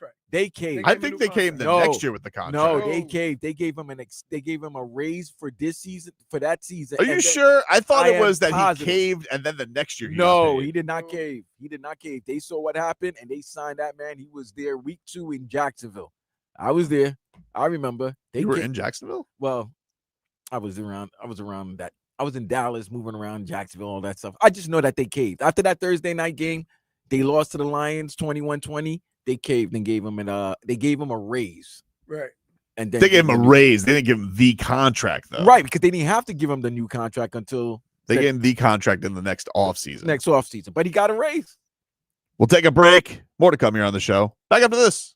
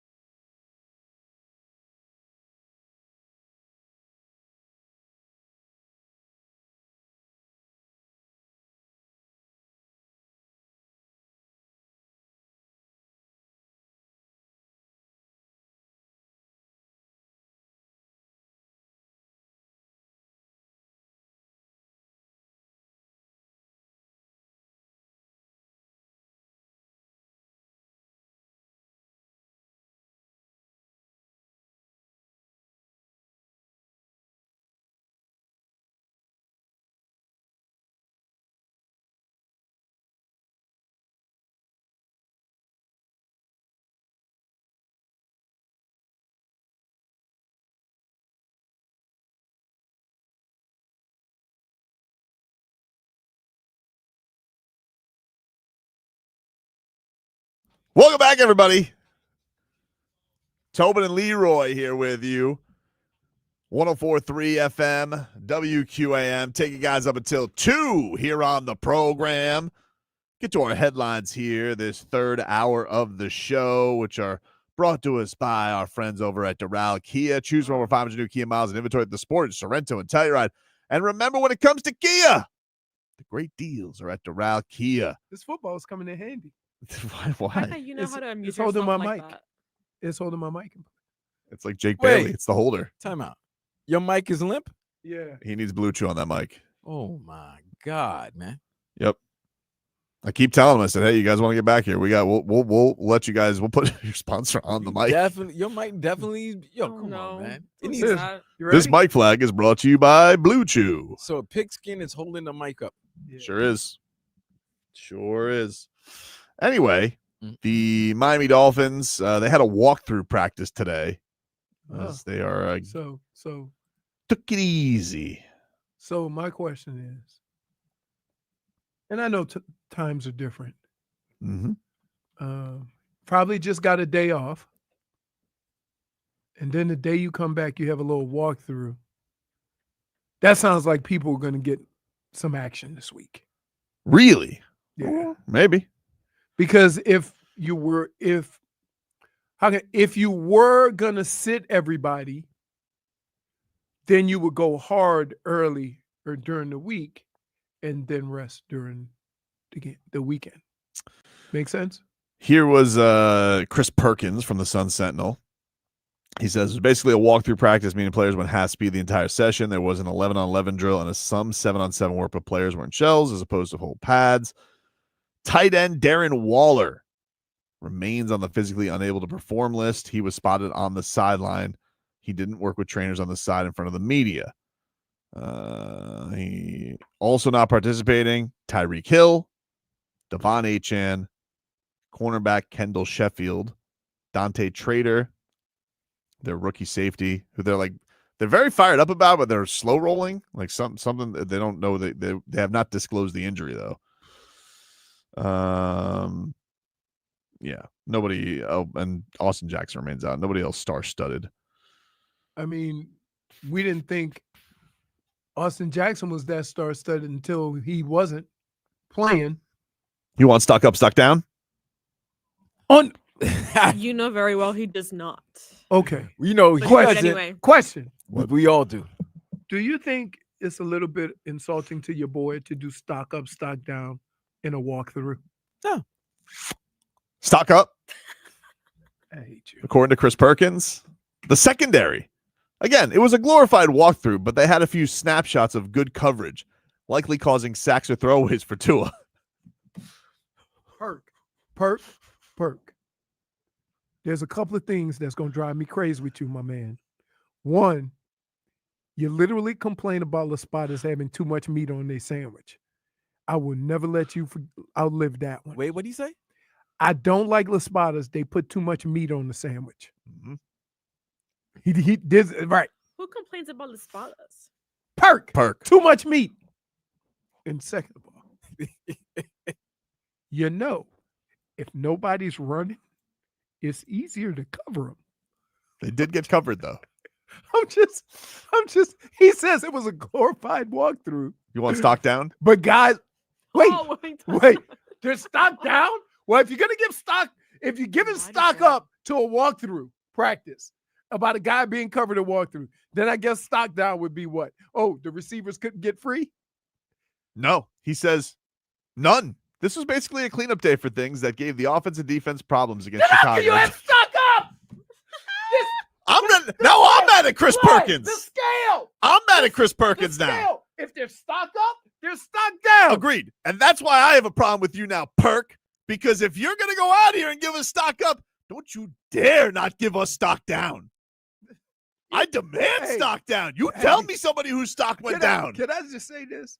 If he's giving us a stock down in a walkthrough, I'm going to just go on the limb and say that guy would not make the roster. I do not want to hear. If you get stock down in a walkthrough, yeah. Sheesh. Why did you do that? I just reading the news, baby. Just reading the news. Daniel Jones, the name starter. This is legitimately the number one story today. You want to talk about August 19th? The number one story on every show today is Daniel Jones. That's good for you guys. You know who you're facing in It is good. week 1. It is good. Not surprising. Wouldn't you rather face the wild card? The guy who He beat you last everybody year. in the state. Yeah. Nip that in the bud right there. He did. He did beat them. Crazy. Oh, man. That was tough. Yeah. That was tough. You want to hear some more Mike McDaniel? Not really. He talked about yesterday, he got deep with everybody. Deep. And he talked about advice that he learned from Pete Carroll. I don't believe the advice was get the hell out of the NCAA before they catch you. But here is what He gave that advice to Harbaugh. Point for It's fine. Wait, can I just say this? All of those coaches, except for Ohio State coaches, they're all out west. Oh, yeah. They all start out west. You want to hear your boy before we get to Mike McDaniel? You want to hear Harbaugh? Sure. Jim, do you have any comment on the latest sanctions from the NCAA? Like I said to you last year, not engaging. That's it. I love how you said that. I'm not engaging. I'm not engaging. Like I told you last year, not engaging. Not engaging. Because once they start, It's over. once you start, the questions never stop. That's why you can't start. Mhm. And they're going to keep peppering with questions. This was Mike McDaniel on advice that he has held close to his heart from Pete Carroll. Whether it's individual players or teams, I think there's a reason why there's so many surprises each and every football year. And that's, how many times has everyone predicted the correct order of each division winner and who's second, third, or fourth? And Buffalo. how many times are there surprise players that well, that's all because there's a ton of work post 2024 and and people change every year. Pete Carroll once told me, like my first owners meetings, that he's like, one thing that you can't ever forget is that everyone, you can't assume that people are the same every year after every off season. Ice cream. That was Dude, some deep advice from Pete Carroll.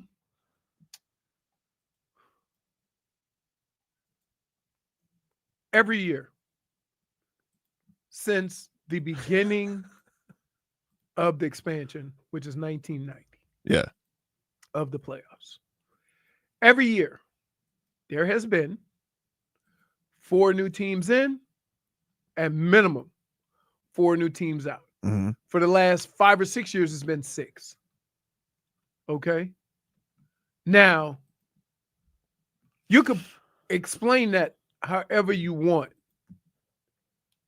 He went kind of long-winded about it. Shocking. And basically could have said, listen, every team that you think is going to be good is not always going to be good. And every team that you think is going to be terrible is not always going to be terrible. That's why you put all this work in, because you hope that you're one of those teams that can turn it around. Right? I would say this. There's 4 or 5 teams, or let me say 3 or 4 teams in both conferences that going to be in the mix some kind of way. Right? There's 3 or 4 teams that are going to be absolutely terrible. For sure, that the Chiefs, Bills, Ravens are all going to be in the mix. Right. And in the AFC and the NFC, it's probably Lions, Eagles, Commanders? Lions, Eagles, Commanders. No, Rams, see, Rams. you can't do that. Right. They did well last year, Okay. but that's 1 year. So you can't all of a sudden put them in the upper echelon of play, even though they could return. I'm not saying they can't. We did that with But Houston last year. that's 1 year. So who we do that with every year? Hmm? Cincinnati. Cincinnati is Cincinnati for a reason. You know why? Because they got a quarterback. Okay, but guess what? He's been in the playoffs once. 3 times. He's been in the playoffs 3 times. 3 times? He's only but he has not the last two. Okay. What about So like, yeah, he to go around and talk around all any of the that. West teams? Rams, No, Niners. no. Wise. I'm talking about guaranteed That's what I'm teams. saying. I'm- Philly, Rams are guaranteed. So Philly bro. and Detroit are the only ones for you. Philly, Detroit. Green Bay. Put Minnesota in there. No, I'm putting Green Bay in there.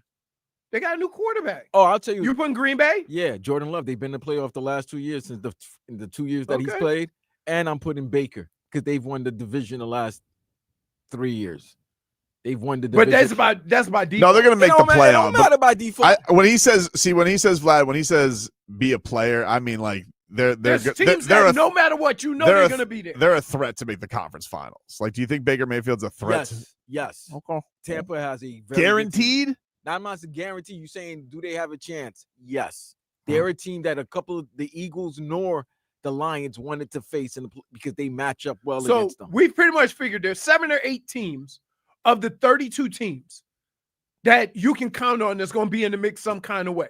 There are going to be a couple of new teams, right? That's going to maybe challenge for that. And then there's probably 6 or 7 teams that you know are going to be terrible. Now, somewhere in the middle, those teams always adjust. Like Minnesota has a good team. I'm not even disputing that. But they just went to a new quarterback. You have no idea. So you can't just pencil them in without knowing what McCarthy's going to do during the regular season. No, I'm with you. Odyssey Sports training camp coverage, by the way, brought to you nationally by Geico. Switch and save and get more with Geico. We'll take a break. Get you 15 minutes of Game Day Uncensored. Next.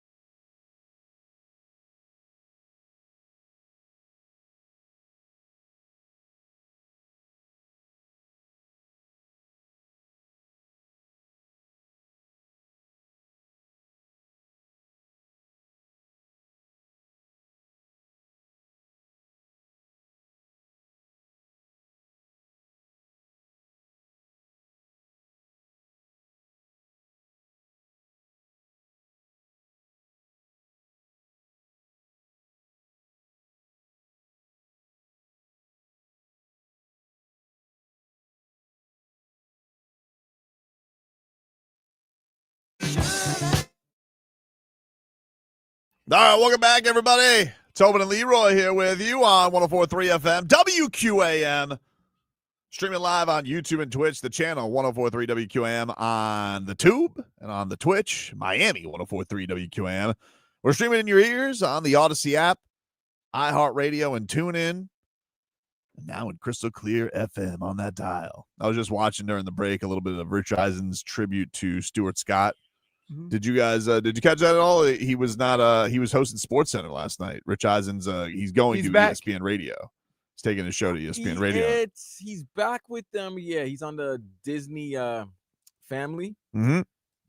I don't know if he's coming back to do SportsCenter or anything like that, but I guess it was one of those It was like I think Stuart Scott was doing Monday Night Football, right? So he was probably not Stuart Scott. I'm sorry, Scott Van Pelt. He was doing a tribute to Stuart Scott. No, but Scott. I don't think Scott was there doing Monday Night Football. Well, he was just doing. Maybe he's on vacation. Maybe he's on vacation. I don't know. He was there. It was something where he's back. He's back on the fold. He's back in the Disney fold. But Vlad, they came in with the vintage open last night with the old music and the old like monologue start. I was butterflies. I got Goosey's, dude.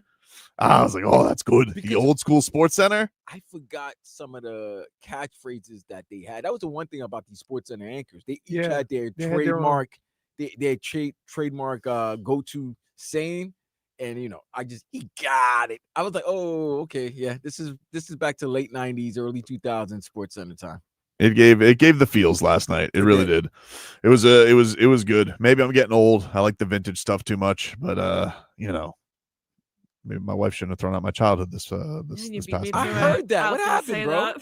I don't want to recant it too much, Vlad, but I had a fine collection of vintage Marlins apparel. Oh no! And she decided that was going to the trash. Trash, not even. But Goodwill. then, no, not even Goodwill. Oh, that's horrible. Not even a bum is walking around with my wild card hat right now. Oh, were they super worn down? No, they were in great shape, Jennifer. Okay, they were in fine condition. No mothballs, nothing. So what was the purpose of doing that? You want to know what the purpose was? The purpose was she gets sick of the sports stuff, and you want to know what hurt worse than the throwing it out? The lies. The lies hurt, Jennifer. Deception? The lies, because she had me walking around the house like a chicken with my head cut off for months. All right, weeks, days. But I was wondering, hey, did you throw it out? No, I didn't do that. I wouldn't do that. And then I finally just said, come on, I've looked everywhere. Did you throw it out? I threw it out. That's all I wanted was the truth. Oh, she lied to you then? She lied. And now imagine if you did that. Dude, I don't even want to think about it. Don't even want to think about it. It would have been hell for you. You're not kidding. You're not kidding. You okay, dude? I think What are you doing? What did you order? Did you hit You ordered something that you weren't supposed What'd you to do? order. No. Your computer crashed, though. No, it didn't. Something happened. I was trying to do the little. Uh-oh. Will you help this You man? know what I love? Yeah. I love when the old are trying to explain what they got did, it. but they know they. I got it. He's back. That's it. I'm back. Are you? No. I don't see you back. You're not back, baby. I don't see you. I don't see you back. Anyway, 15 minutes of Game Day Uncensored. Let's get to that here as I was trying to You don't know how to bring add up to the you? screen that brings you closer. Gotcha. And Oh, so when I went through, you were trying to On bring a up the different camera. app, Yeah. though. I gotcha. 15 minutes of Game Day Uncensored brought to you by the Lexus Golden Opportunity Sales Event. Get offers on select models now through September 2nd. Learn more at Lexus.com. I got to mess with my stuff. Who's messing with your stuff? Everybody, we got all these new stuff, and now the stuff that normally just pops up where I don't have to search for it. Now I got to search And for then it. you wanted the pro. Dade South says you're 0-99. Oh, yeah, man. Next one is Nah, 100. dude, I hit triple digits. I Oh, blew by. And I you're blew not by even counting the 100. ones that happen at home. I blew it I blew by it. Well, especially when my camera, my computer screen Oh, went yeah. black, That was rough. and then I had to call my IT guy. Yep. To hook me up to a monitor. Kentucky Finn says technology with an uppercut Leroy didn't see coming. No, that was No, that was an elbow. Ooh, It said an elbow. Hey, I Elbow. want to see that elbow, dude. That elbow does devastation. Yo, that elbow split that guy's head Yes. instantly, bro. It's like a little knife on the end of that thing. Oh, they're sharp. Yeah. Dude, when I was doing dirty boxing a couple months ago, this poor boxer steps in there against Francisco Trinaldo Long MMA vet. And so the boxer's never used elbows in his life. And Trinal just went in there, like literally used his elbows like an axe and split this guy's head open. It was like one of those violent things I've ever seen. I was like, whoop. I kept it together for the broadcast, but what you guys didn't hear was whoop. Dirty Boxing next Friday, by the way, live on YouTube. Say when ChatGPT takes Skynet takes over, it will spare Leroy. We'll take a break here on the show. Mix things up on the other side.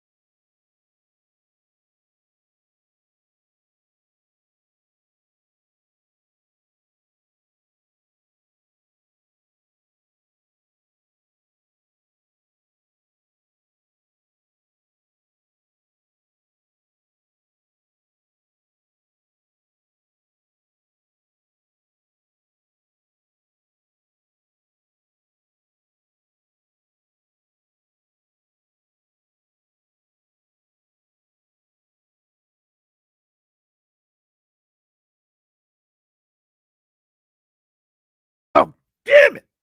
Damn it. It is 560. I know, but I'm not supposed to say that. Damn it. You're not supposed to say it Minus first? I don't one. think so. You're allowed to say it. Whatever. I'm sorry. 560, 104.3.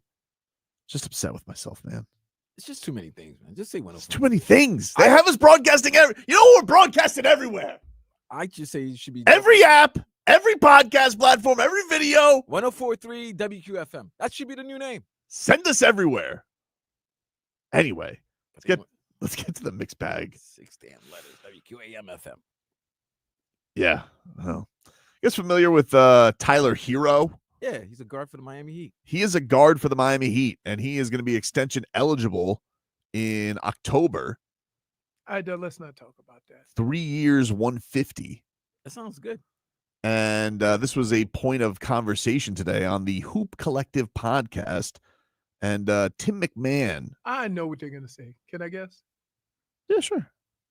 I don't know if Tyler Hero's worth $50 million. Well, you had a pretty good guess there, Leroy. Tim McMahon. I don't think they really see when your team is not having success. Mm-hmm. It's hard for anybody outside of that organization to see that any guy scoring points on a team that only won 37 games is worth $50 million a year. Well, I get it. They were talking about a lot of the big name scoring guards around the league. Like Jamal Murray got money that the Nuggets may be regretting. But Tim McMahon's point was a very big difference between Tyler Hero and Jamal Murray.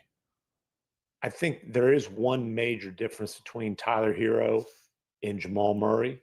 Jamal Murray has proven that he can be a driving force in playoff winning.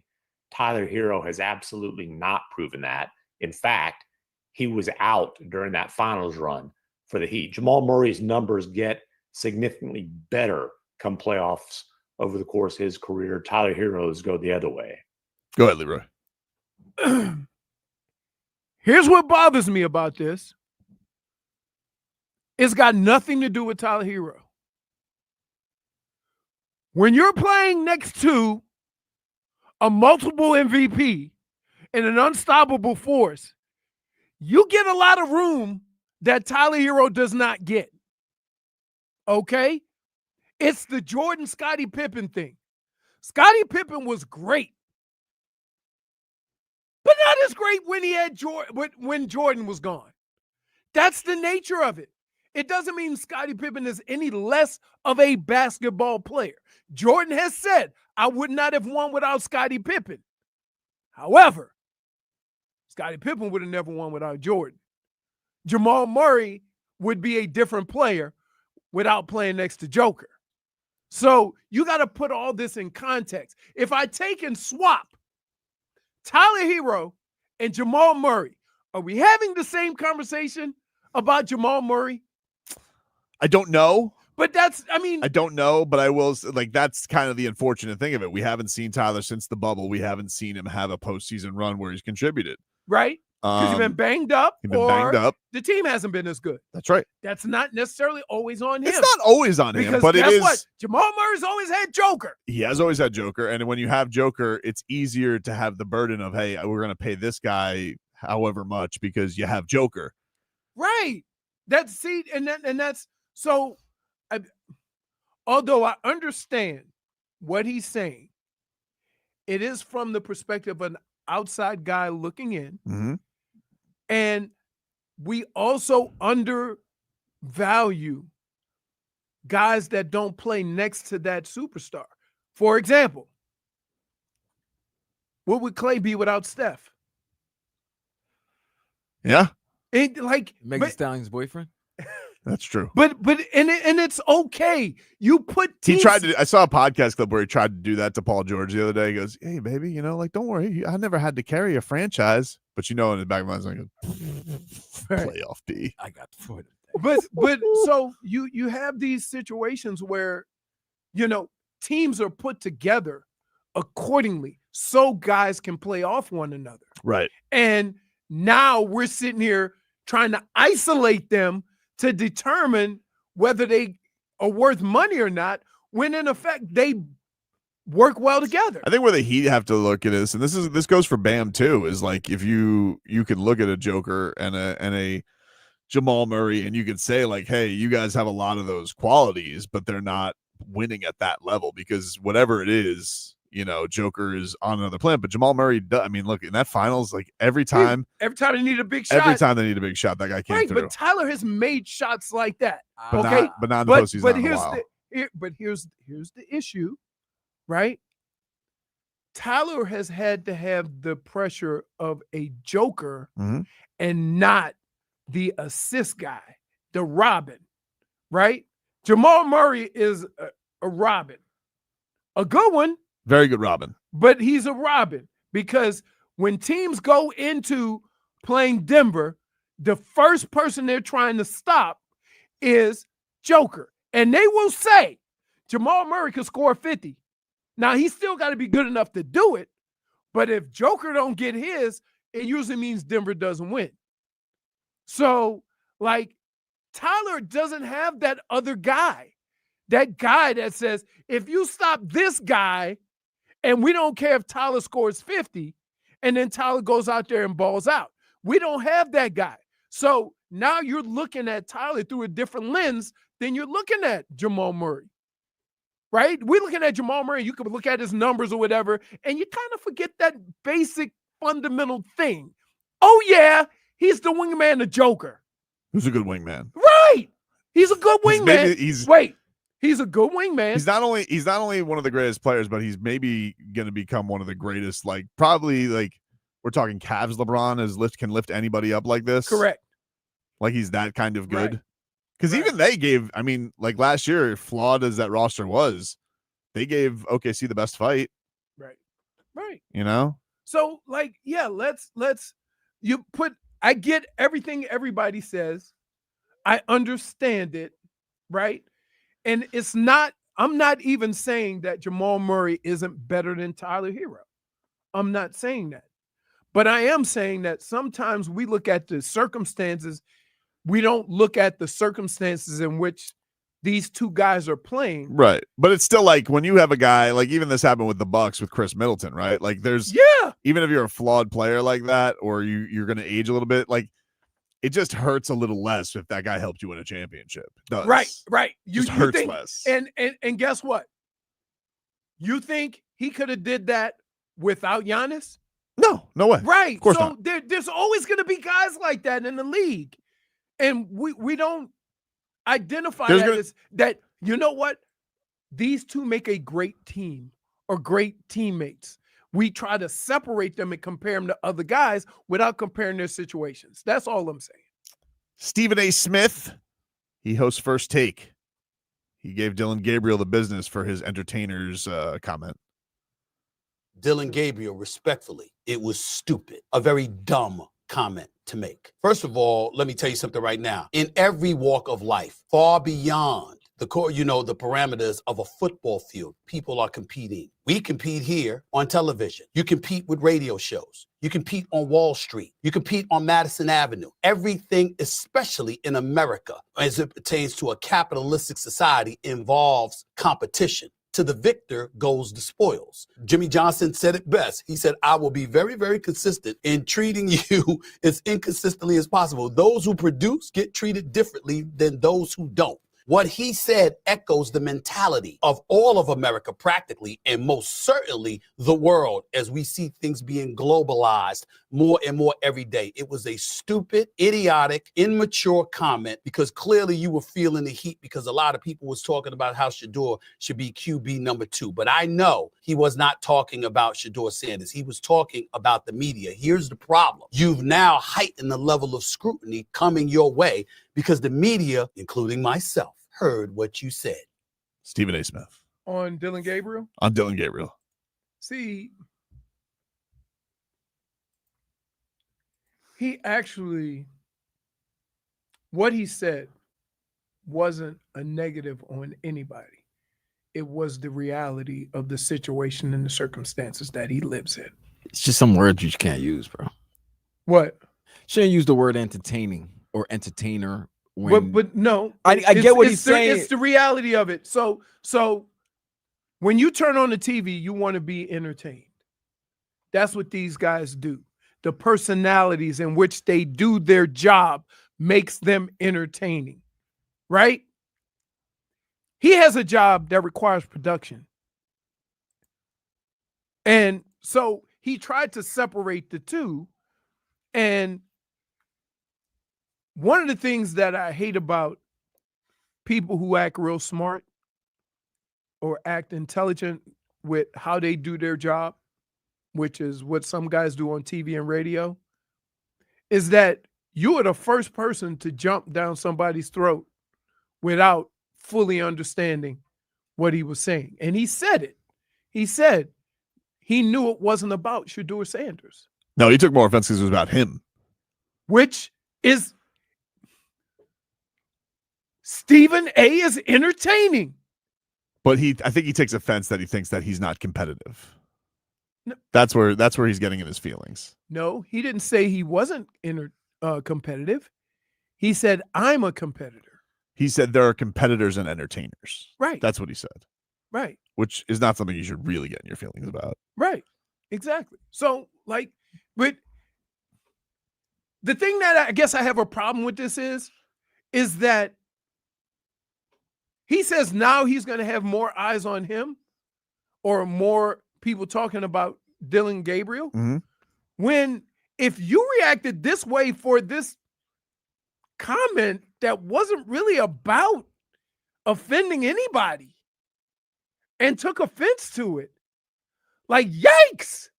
It seems like you should, like, he got offended by it. Did you just go Yikes. Yikes. Like, Yikes. Like, it's like, wait a minute. my God, Shaggy? No, but I'm like, do you not find Scooby? when we talk about sensitive athletes, do you not find it amazing that this is what he blew up about? You don't think Stephen A. Smith is sensitive? Wait a minute. Did you not see? Leroy, who do you work with? I know. Yeah. How you gonna ask that question? I know. Me? What you got a mouse in your pocket? What do you mean? I'm not sensitive. For a second, he was confusing me. He like, I'm very level-headed. Really? Very level-headed. are Okay. you saying it with a grin, huh? You pitched a fit about a glove that was too tight. Oh, I mean, I don't know what the hell's going on with Dane Myers. So like, yeah, man, here's what we get on athletes about being sensitive. You can't then turn around and be sensitive about a comment that wasn't really directed at you. Told KD, don't make an enemy out of me. Right. Right. You see what I mean? That's the part where I like, you can have a problem with whatever you want to have a problem with, right? He can't come out and say, I know this wasn't about Shedeur, but I'm offended because I think it was about me. Right? Doesn't that like, what are we doing? What are we doing? That like, it's crazy to me.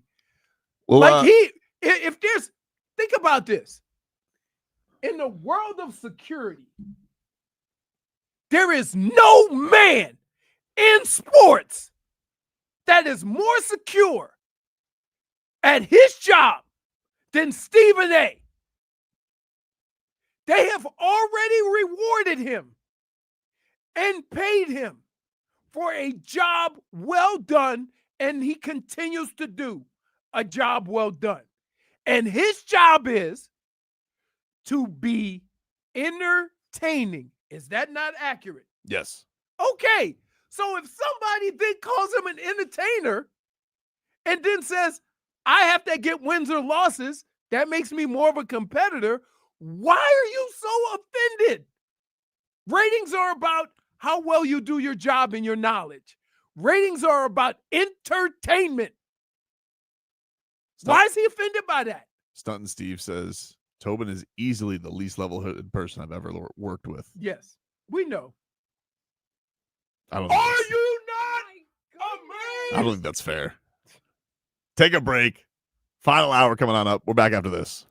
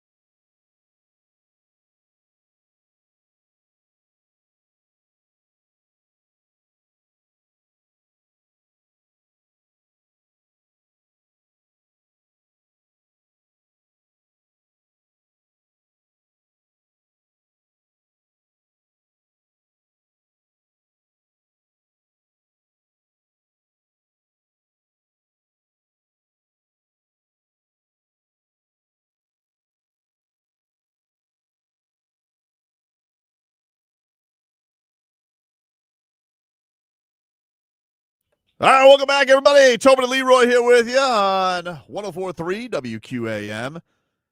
We take you guys up until 2 here on the program. I'm going to talk a little fighting coming on up here. We got a fight coming down at the Hard Rock on Thursday. The PFL is making its way here. They got their championship series, middleweight championship on the line. They got Dalton Rosta versus Fabian Edwards, who's Leon Edwards' brother. That might be the first time in the history of fights that you've had questions about a fight name. I did, and it's an easy one too. And I was like, that's not how you say it. I botched it, but Right. I do feel bad about it. But he is, he's fighting coming up, and we're going to be talking to a local guy on the card. Josh Silveira is coming up, and he'll join us later on in the program. So there you go. We got that coming up for you. Let's get to our headlines. What, Jennifer? Brought to you by Doral Kia. Choose from over 500 new Kia miles in inventory at the Sport, Sorrento, and Telluride. Remember, when it comes to Kia, the great deals are at Doral Kia. The Dolphins had a walkthrough practice today. No Tyreek Hill, no Devon Achane. Devon Achane with the calf, dude. I'm nervous. Yes, I don't like that. yes. We've seen but the problem is that in camp, you don't know what level it is, right? You don't know if it's just a little soreness. But I never felt this way before, but ever since calf injury directly affiliated with the old Achilles tear, I've been nervous. Every time somebody say, "Oh, calf injury," Tyreek Hill still missing practice, and we're waiting. Is he banged up? Like, is he legitimately banged up, or it's just like you think it's a little making a stink? They do camp stuff. Did you guys see Did you see on Saturday? Yeah, with Cunha. Yeah, Did you hear? Did you we hear talked that? about that? We talked about it on the You thought it was a little weird, right? Absolutely weird, because the answer was weird. Okay, so the answer was weird. Tua was asked. Go ahead, Vlad. You can explain it, but he was talking about Tyreek. Cunha asked him about like how's the relationship with him and Tyreek, and then he's like, "Yeah, me and Tyreek we're two different guys. We don't like pretty much we don't have the same interests or same sort of interests, so we don't really hang out like that. But we're working on it, and it's like, wait a minute, it's been 4 years. You've been together. You don't have he to." Said, go ahead. This is the quote. He said, "Just got to keep the conversations going, hang out a little more. He has a different personality than I have, so just finding that balance in between. It's continuing to keep those conversations going." It's been 4 years. Let me break it down. Let me break it down for you. There's people on the team that are like this. I had guys that I played with that I was cool with until they said, "Hey, you want to go hang out?" Absolutely not. Because you ain't about that life they into. Because they wanted to go snorkeling. Yeah, they wanted to snorkel, all right. But I'm just saying. So you didn't want that evil on you, Ricky say Bobby. that, when he says we have different interests, it's like the things that Tyreek does and how he does things is different than Tua. How he handles and things think about this. Tua cannot ever get caught up in one of them Tyreek situations hanging out with Tyreek. Oh, that's I guess. You see what I'm saying? So it doesn't mean that they're not cool. Right. That's what I'm it saying. just means that they and Well, he listen. tried to explain that when saying, "Listen, you got 60 guys hanging around. You cool with all of them. Some guys you're cooler with than others. That's normal." It's just how he explained it made it sound like there's a problem. I don't even think they would. I don't even think some of these guys answer questions that they answer them in a way that makes it more difficult. You've known this game. This is your 4th season with this person. Right. If you never hung out with them the previous 3 years, they don't need to know that. So therefore, what's the question? What are you really asking? That's what I'm saying. He's trying to be too honest. Right. No, Tua's got that about him. He can't help himself sometimes. If there's not an issue on the field, right? If there's an issue off the field, it's trying to bring everybody together in that locker room so they all 53 players got the same mission. But guess what? Once that game is over, right? All 53 players don't have to hang out with each other. Agreed. They just got to hang out with each other when they're on the field, when they're in the locker room, when they're practicing. But other than that, that's it. So the question wasn't, "Hey, are you guys hanging out after work?" that type of question. It was just what's your relationship? Here's what answered it weird. But here's what's the difference. That's it. No. But the difference here is we have a situation where Tyreek Hill is very clearly trying to mend fences because he upset people last year by the way last year ended. Okay, but that's the difference. But here's the difference. You can be sorry and apologetic, but you still at the other person's pace that you offended. Yeah. And so, like, without trying to do that, maybe Tua's like, you know what? He's apologized before. I'm going to ride this one out a little bit, to see if he's being sincere. And like, it's nothing my issue with all of them. I want to see them get some work in together before the season starts. Because guess what? You know what makes friends? Winning. Yeah. Good football. I know I've been in fistfights with guys that I hugged after we won, right? That's the nature of it. So you're not playing football. You're not even practicing together. To now ask a quarterback about a wide receiver who you already got problems with, and then you're not practicing, it's a tough spot. And Tua tried to be honest about it. Again, and I appreciate his honesty because you always appreciate honesty in the media. But I also do know, like there is a damage control element to it. And it feels like sometimes Tua finds himself in positions where like, I can't lie about this. Right. I can't, it's not in me. It's not in me to just no sell it and move on. Because he easily could have just told Mike, he could have been like, we're all good, baby. We're rolling along. But he's like, but he tried to here. He tried to break down the process of it all. Can I just tell you why you can't say we're all good? You can't say we're all good for this reason. Because of the other guys in the locker room that might have more of a problem of what he did than you did. And you have to respect that. And so that's why you kind of go about it in a way of, hey, Tyreek has to, do some things and make it right. And we're good and we're working at it and we're doing all we can to get us where we need to be, but we're not there yet. And that's fine. But the problem is part of the reason why coach speak and quarterback speak has been invented is because people don't like honesty. Right? They don't know what to do with honesty. They don't know what to do. They make it some big thing when, you know what?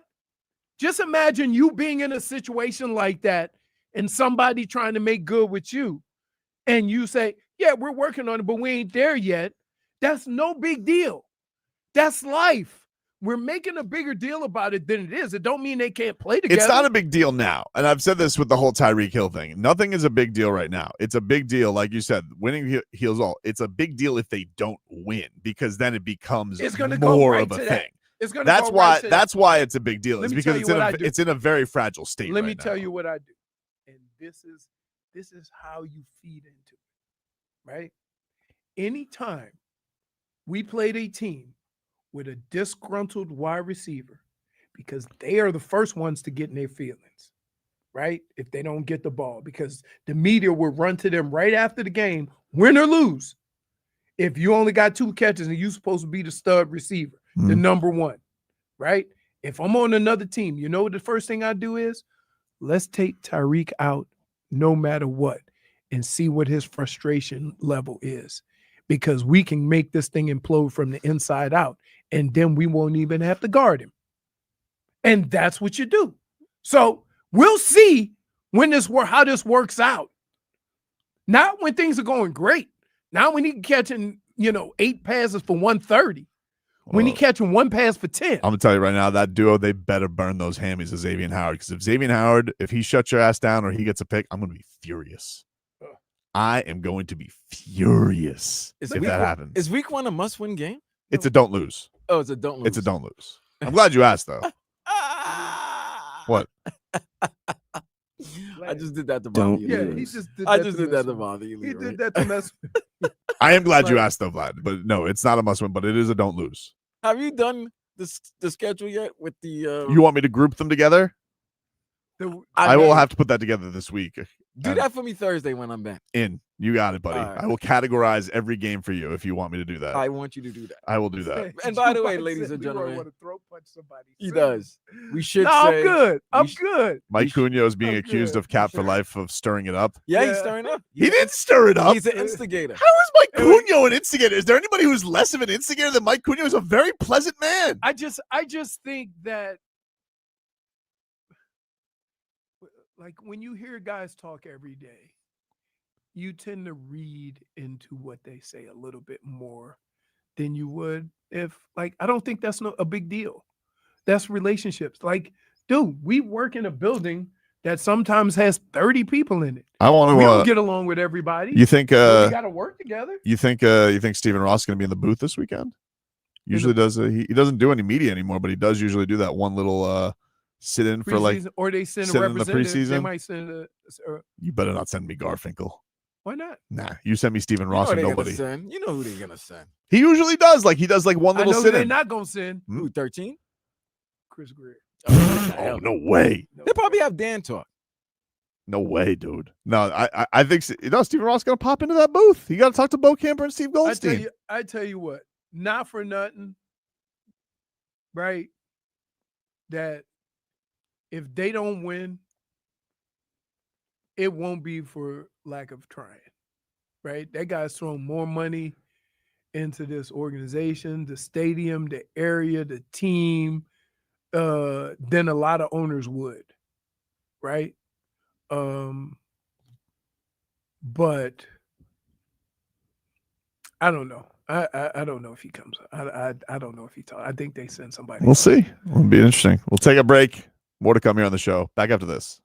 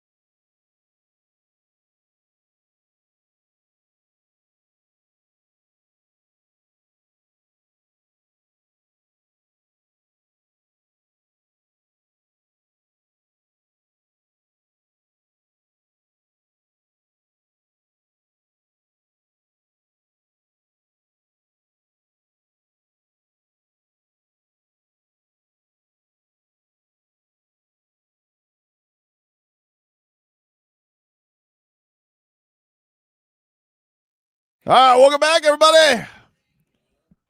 Grow up, dude. Stop watching silly Instagrams. Hope everybody's doing well out there. Take you guys up until 2 here on the program. Did you guys see that Mario Cristobal offered Devin Hester's 7th grader, his 7th grade son, a scholarship? It's kind of goosies. I'm not gonna lie. I mean, it's kind of goosies. Really? Is it? I want you to lead the 2031 class. You I know thought it was kind of goosies. You know what that means? If it was anybody else, I would think It'd it was be creepy, dirty. right? But Yeah. since it's Mario. Well, Oh, okay. and then Devin gives him the jersey, and I was like, that's kind of cool. It's a Hall of Famer, you know? It was kind of cool. 2031 draft class. You don't like it? I mean, it don't mean nothing. We ain't gonna. You think he's not? We ain't gonna remember that when he's a senior in high school. I'll tell you what, Mario Cristobal better have a good season, or maybe he won't be around in 2031. Oh, overlooked True. for your goosies. For now, it's goosies though. I mean, why don't you just offer a little baby one? What's the difference? What's baby would you order? Like, would you give Aaron Donald's baby a scholarship? Did you see offer? the video of him? Why you just wait? Why you just play? Stop working out. Just Wait, play. did you see him? No, he have his kid in a helmet, and he got on shoulder pads and a helmet, and his kid is ramming him, and they just playing. I like it. That kid's gonna be a monster. He's a giant, dude. I don't think It's a giant. I mean, Aaron Donald was a different, like, there's certain guys you see on the football field, they're just different. Like Myles Garrett. Those are the two players. I do not think people realize how big that dude is. Okay. Like in most cases, a rush-in, an outside guy is smaller than the left or right tackle, right? Because he's quicker. He is the same. If he stood next to your left tackle or your right tackle, you would say, who's the left tackle? He is that big and that quick and that fast. So, yeah. Notre Dame has named their starting quarterback for this. And ask me how many bleeps I give. How many bleeps do you give? 0. Jesus. That's so aggressive. What are you? I'm being aggressive? Hmm? Okay. Okay.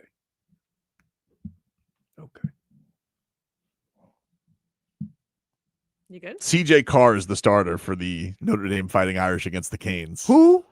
CJ Carr. Redshirt freshman. Redshirt sophomore, excuse me. CJ Carr. Yep. He was battling So Kenny Minchie throughout the offseason. I have a question. Can your two first names be longer than your last name? Because I'm more than sure that the CJ is more letters than the Carr. I don't know.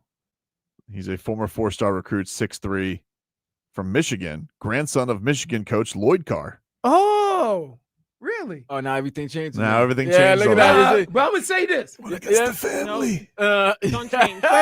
Wait. Thank God I'm playing. Can I just Michael Jackson? Because you're moonwalking right now. No, I'm not. Can I just say this? I was getting ready to say Lloyd Carr was a good dude. But all fairness, good dude. But you let your grandson go to Notre Dame. I can't. No. Now, Smith and Smodic said, CJ is 2 letters, you idiot. And I would reply, on your way to hell, you jackass, the CJ counts for 2 names. Oh, my goodness. Yes, CJ is the initials. It's not his name. Nobody named their kid CJ. The C and the J count for something. Oh, my goodness. You know what? I can coach men and I can coach women. I can't coach stupid. Why are you lashing out, dude? You're lashing out. You're very aggressive. No, this I'm not. Segment. Do you want to know what it stands for? No, I'm looking right now. Okay. I'm looking right now. He already has it, though. What does it stand for? Curtis Jason Carr. Curtis Jason, which is longer than Carr. Guess what? Any name that he mentioned was going to be longer than Carr. That's the point I made in the beginning. It's Carr with 2 R's, though. Yeah, I know. So what's the Still, point? I mean, what's the problem? What if he's a okay? Name, what if he's a junior? Isn't that a rare thing though? What, to have your first two names? Your longer? first two names longer than your last name? Not really. Really? You find the most randomest things. That's what I do. You're complaining about a guy's name. Wait. How long have we hung out? How long? And now you're just coming to the No. Yes. I'm just telling you right now. Look, his name could be CJ. He can go by Curtis. He's in trouble. That's what he is. He's in trouble. Yeah, that's fine. He's gonna but walk who in do I that root building. for? Are you asking that question seriously? No. Seriously? Let me just say this. Under no circumstances, as much as I loved Lloyd Carr, really cool dude. Still with us? I think so. No, it's a good question to ask. He is still with He's us. good. Yeah. He's 80. I would say this. He was coaching when I was there. No, I know. Yeah. I know he didn't get the head gig till 95. Yeah. So he was at Michigan back in 1980 is when he started at Michigan. Uh-huh. Cursor? Is he a yeller? No. Really? Lloyd Carr, I'll give you the equivalent to what Lloyd Carr was. Who's the head coach at Iowa? Kirk Ferentz. He was my offensive line coach in Cleveland. And he didn't yell. He wasn't a yeller. He was a talker. I just need that building to be jumping, dude. Because last season, the season started on such a vibe, going to the swamp and kicking the Gators' ass. But they sucked. It didn't matter. Were they ranked? Hey, they were ranked, weren't they? I think they were ranked going into that, yeah. Okay. Remember when the guy ended up in the bushes? You tell me that's never not funny? Never. The Gators always end up in embarrassing situations like that. Blocking each other, pooping their pants. I tell in you the what, bush. there's nothing worse than the blocking each other. Because oh my God. I had to wonder what the conversation was. Hey, you're blocking me, you idiot. Don't they go like basketball players? Same. Like they get hold on. They're locked like You rams. remember? Wait. There's nothing better than watching the basketball game, Vlad. We sitting outside watching the basketball game on TV. And Robbie stands up and goes, same. Like just random. Was this in Vegas? No! Oh, yeah. I think this was watching the Elite Eight. Same. Yeah. Was that the ACC tournament or the Elite Eight? I don't know. I think it was ACC. I remember this. I remember the story. It was the ACC tournament. He the real one. just stood up and started yelling, same. I'm like, what is that all about? Robbie's a treasure. Robbie's a treasure. It is, man. I'm telling you though, this is I'm excited. That's good. That game's gonna be that game's gonna be insane atmosphere. Yeah, insane. What, the Notre Dame game? Notre Dame, Miami. Oof. Start off the season right. Carson Beck comes in there. He starts off the season right. You get those mooses in front of him. Run the holy hell of that football. Ruben Bain has a little bounce back season. When you look at Miami's offense and defensive line, you get the idea. Oh, yeah, that's big time football team right there. Yep. Because they went about, and that's if you look at all the top schools in the country, that's how they look. Just gotta see if these receivers are any good, dude. Lost a lot of targets. I mean, you lost a Heisman Trophy winner too. That too. Like, what's more important? The Heisman Trophy winner or the wide receiver? I seem to trust this Corey Heatherman. Just something about his jawline. I just feel like he's fixing the defense. He's got like that rugged. I think he's fixed the defense. You say I say random stuff. What? Right? Oh, I don't take him out of that equation. My man just said jawline. I like what the coach is doing because of his jawline. Just looks like he's got it under control, Corey Heatherman. Really? Yep. And that's all right. Hard to be worse. That defense. You have jawline like Marty Smith? Huh. Marty Smith looks like a cartoon character. He really does. He's having a good time. Always having a good time. Below his bottom lip is too much face. Right? He got stretched out. Yeah, look. Am I lying? Look. It's too much face. Oh, man. I don't know if it's because of beard or is the beard close? No, it's shaved. I will close. say this. He looks like Guy Smiley. He's the giving, Muppets. He's giving the Cinnamons a long tenure here because he's the only guy that I know is redheaded and red beard. Redheaded males. Yep. Oh, Cinnamon. What about Canelo? Well, he He can said fight. Cinnamon. He can fight. He's giving the Cinnamons. He's giving the Cinnamons. I heard them. I heard the Marlins. I'm trying to figure out what the hell. What Redheaded. Cinnamons. Cinnamons. Cinnamons. Eric Wagaman's. Redheaded men don't get they get no love. Eric Wagaman hit a home run this weekend, and they were just like they were celebrating. They said, "You bleeping ginger, you did it." Yeah, as he walks back into the dugout. I was Dude, like, the redheads, they males at least they don't get love. They're kind of like a polar bear. You're shocked when you see one. Speaking of the Canes, Josh Silveira is going to be fighting on the PFL main card coming on up. Nope, just got to get to it. He'll be fighting coming up at the Hard Rock on Thursday. He's a big Canes fan. Local kid, won a state championship at Cardinal Gibbons, and loves his Canes, loves his Dolphins, and loves his fighting. We'll talk to him coming up next.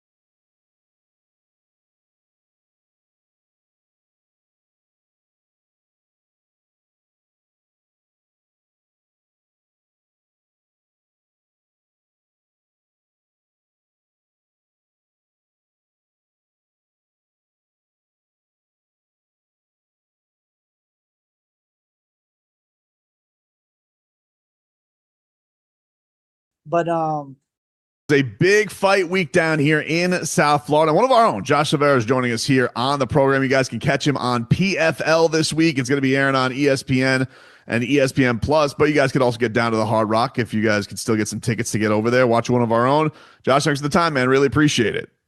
yes, sir. Happy to be here, man. It's a local radio show. I'm all about that. I'm all about the local stuff. Let's do it. We're excited to have you, man. It's a very, very cool thing. I mean, listen, you grew up with at the cradle of South Florida, mixed martial arts. Your father was one of the co-founders of ATT. Like you've kind of seen everything blow up down here. Does it blow your mind to see what it's become down here? Just as how much influence this part of the country has had on mixed martial arts? Yeah, man. I guess you throw a bunch of Brazilians down here. Next thing you know, jiu-jitsu is bigger than ever. But no, man, I think it's one of those, like, you never know what kind of life you're gonna have, right?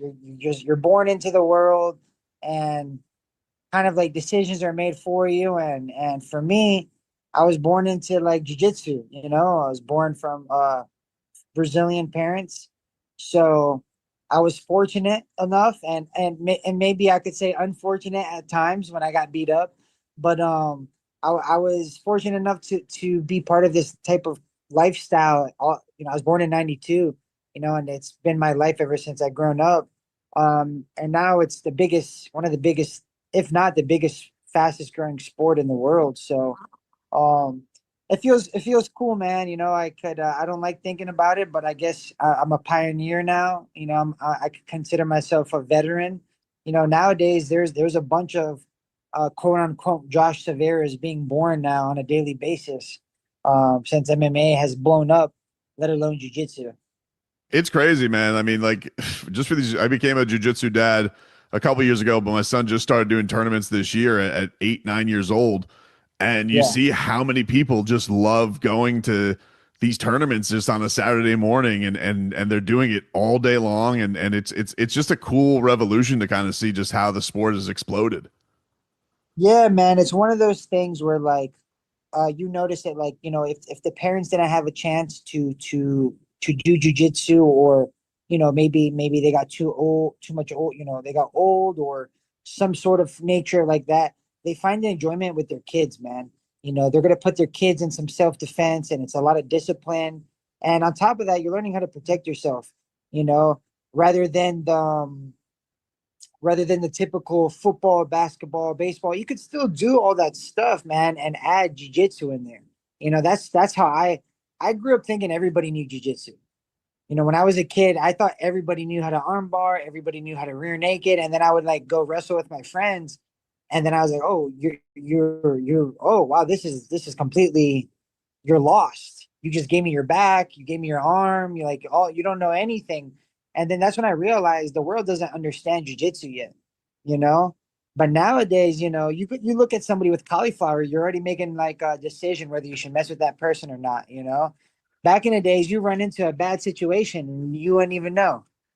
So you were a state champion in wrestling. Like, how did you get into that transition as a kid who did jiu-jitsu? Like, was there a natural blend over to wrestling, or was that frowned upon in the household that you wanted to get into just regular wrestling? No, the only thing frowned upon in the household at the time was if I was part of the Gracie Baja team. It's Carson Gracie Jiu-Jitsu versus Gracie Baja. You can't get them confused, But yeah, that's more of a joke. But to be honest, I started the jiu-jitsu like any other jiu-jitsu kid would have done it, And then jiu-jitsu, like I said, it was one of those hobbies that I enjoyed doing. And I've always known I wanted to be a fighter. But when you're a kid, you have thousands of different things you want to try, right? I want to be an NFL player. I want to play this. I want to go to college. So as I got older, I realized that the jiu-jitsu could only get me so far with education, and reality started hitting me where like football players are much more larger than what you think. They're much more faster than what you think. I'm talking about guys to go to college, let alone going to the NFL, so everything started to kind of hit me little by little as I got older. And I realized that I'm good at grappling. And so I just went into the wrestling room my sophomore year of high school.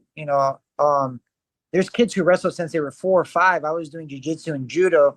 I went in there, didn't have no wrestling shoes on, and I just kind of was like just tossing people around, just like I would do with my friends hanging out. And then one of these coaches were like, dude, that same week, he promised me that he could get me a scholarship to Division I program. Just because I was a little bit bigger than the average kid. So most kids my size were playing football, especially in South Florida. I was just wrestling. So I ended up getting on this hot streak from sophomore all the way to my senior year. And then I got a bunch of offers, a lot of D3, D2 offers, and a handful of D1 offers. And that's where I started my career off at NC State when I went to ACC school. And then from there, I transferred to Arizona State. But yeah, I won state championship. I won high school nationals. I did a lot of things in a small period of time as a wrestler, and it was a good time too, man. I didn't have to get a job. No, I'm sure that made that, and you get the ride to college. It had to be an unbelievable feeling as an accomplishment. Oh, 100%, especially as a wrestler. It's such an individual sport. It's a team sport, but it's an individual sport for the most part, just like knowing that you're responsible of your career. If I didn't make it, it's no one else's fault. I can't blame anybody but myself, So, of course, when I saw the opportunity happen where I could go to school for free, like I said, I come from foreign parents, man. My parents came here. I'm first generation. Their dream is to see me graduate, that my dream too. But I think it was more my parents' dream. Oh, for sure. To have a kid graduate high school, let alone college as an athlete, man, my parents I made their life. You know what I mean? It's, that for them to have that type of thing happen to them was a big impact. But for me, it was just like, okay, got that out the way. We got it done with a somewhat of a scholarship, so I'm not too much in debt. And I got my parents are happy, So now I'm really having fun with the fighting because this is what I've always wanted to do. So your opponent coming up this week, Thursday, you guys are fighting over there at the Qatar Hotel at the Hard Rock Live. What do you make of him? What are the things that concern you about him? Man, so his name is Murad Ramazani.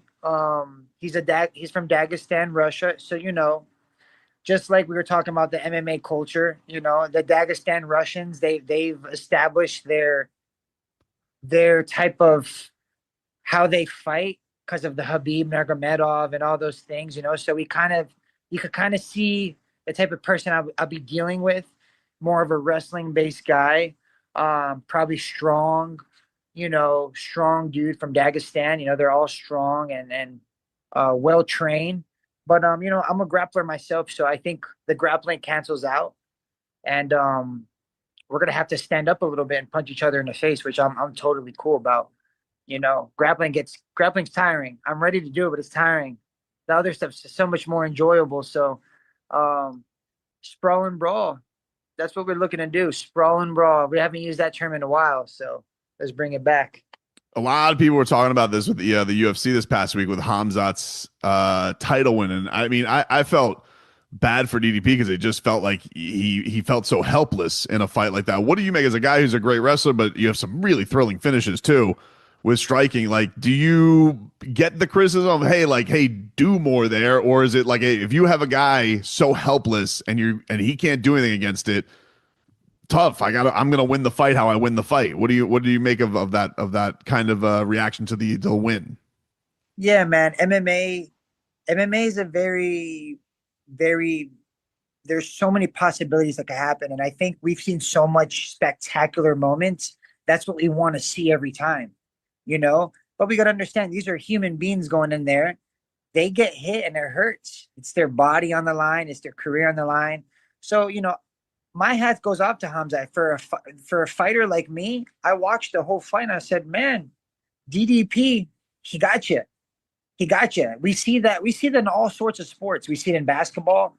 We see it in NFL when one team's just getting crushed. The fans start to leave the stadium. Sometimes that's how it is, and for you to be a complete MMA fan, you have to enjoy or try to find enjoyment in those fights too, when the guy's just getting completely dominated. What do you want Hamza to do? To get away from what's winning the fight and put himself at risk, you know. And majority of the times you're gonna have to take some sort of calculated risks in fights. But for Hamza, no risks at all, man. You know, he did exactly what he's supposed to do. He fooled everybody. Everybody thought he was just gonna go, you know, kill this guy and murder him in the first round. But you know, sometimes, you know, I looked at his IQ. That was great IQ from Hamza, 100%. What do you make of the main event coming up on Thursday? You got some experience with these guys. Is there any insight you have into the main event? All I know is that you're talking about the PFL main event, correct? Yep. Yeah. With Edwards and Rasta. I fought Edwards before. You know, Edwards is tough fighter. Obviously, experience. He comes from a good, nice family of fighting. You know, with his brother and things like that. You know, obviously, I would love to fight him again. I'd love to fight anybody I lost to again. You know, it's just the fighter in me.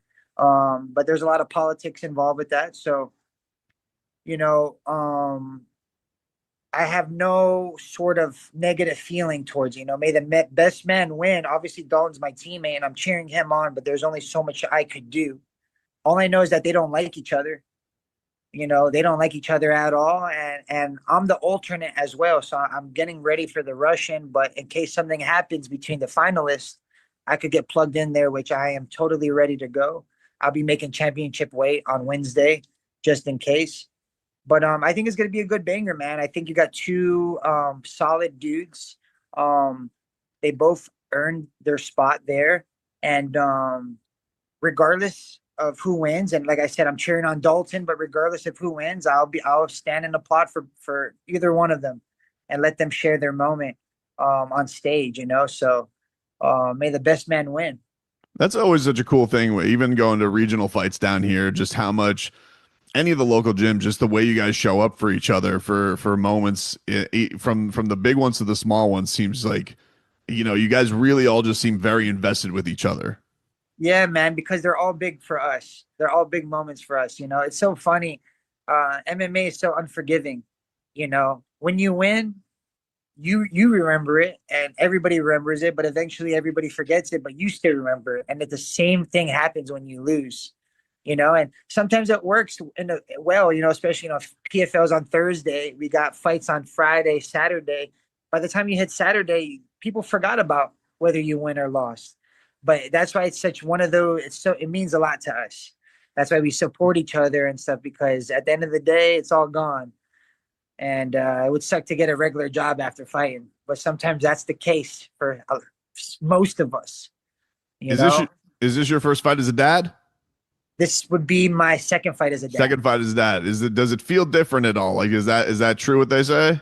I would say so. Yeah, I would say it does feel different because the little things I think that would bothered you as an individual, maybe personal things, you know, you get over it really quick because it's not going to find a solution for the person you have to raise. You know, the solution is not to be bothered by things, you know. So as much as it's complicated, it's simple, man. My life's simple. I go to the gym, I come back. I'm blessed enough to financially be able to come back and hang out with my daughter most of the day without having any 9 to 5 or a boss calling me. So for me, man, I'm blessed by all the heavens of the above, man. So I'm happy.